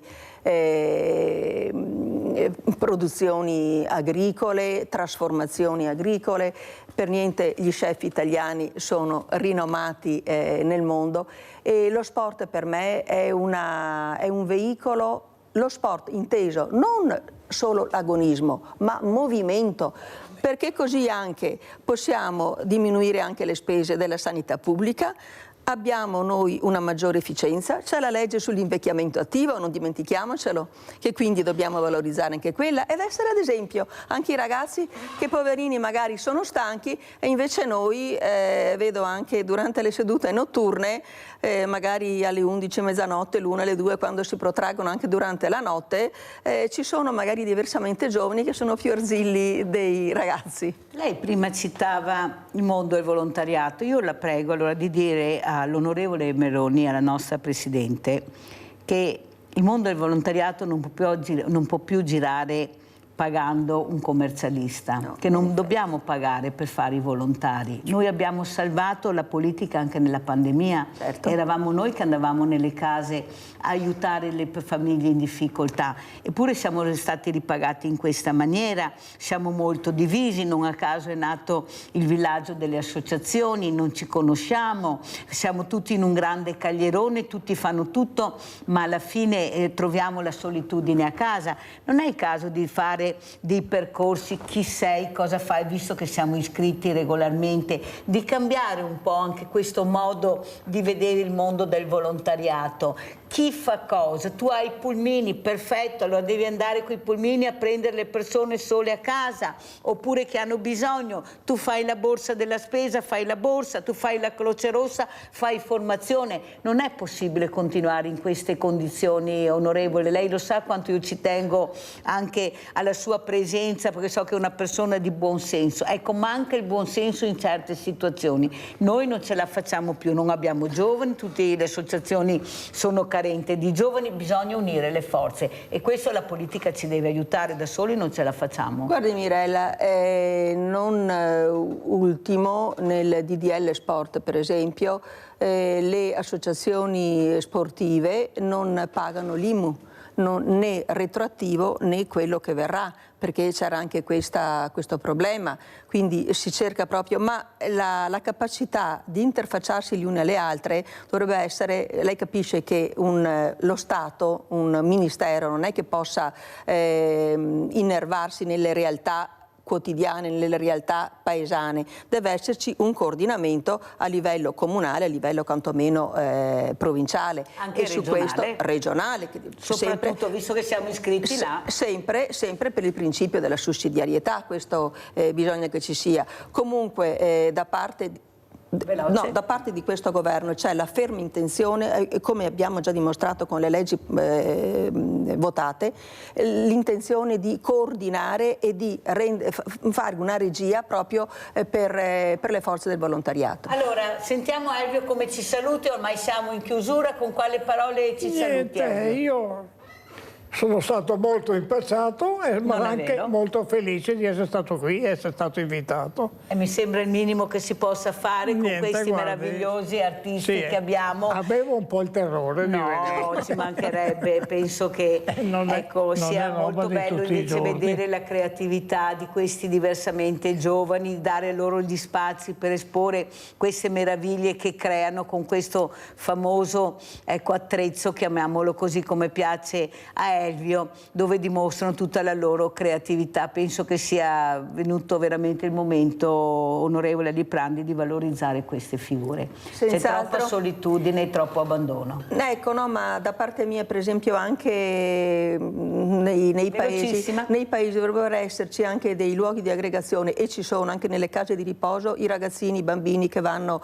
dagli anziani, ognuno per quello che è chiamato a fare deve fare il proprio dovere. Ecco, questo per me è importantissimo, è un messaggio trasversale e universale, direi. E adesso io ringrazio veramente i miei ospiti, Elvio De Benetti e l'onorevole Marina Marchetto Aliprandi Marina Marchetto Aliprandi è stata con noi. Adesso andiamo a vedere, mi hanno portato questi video, le frecce tricolori.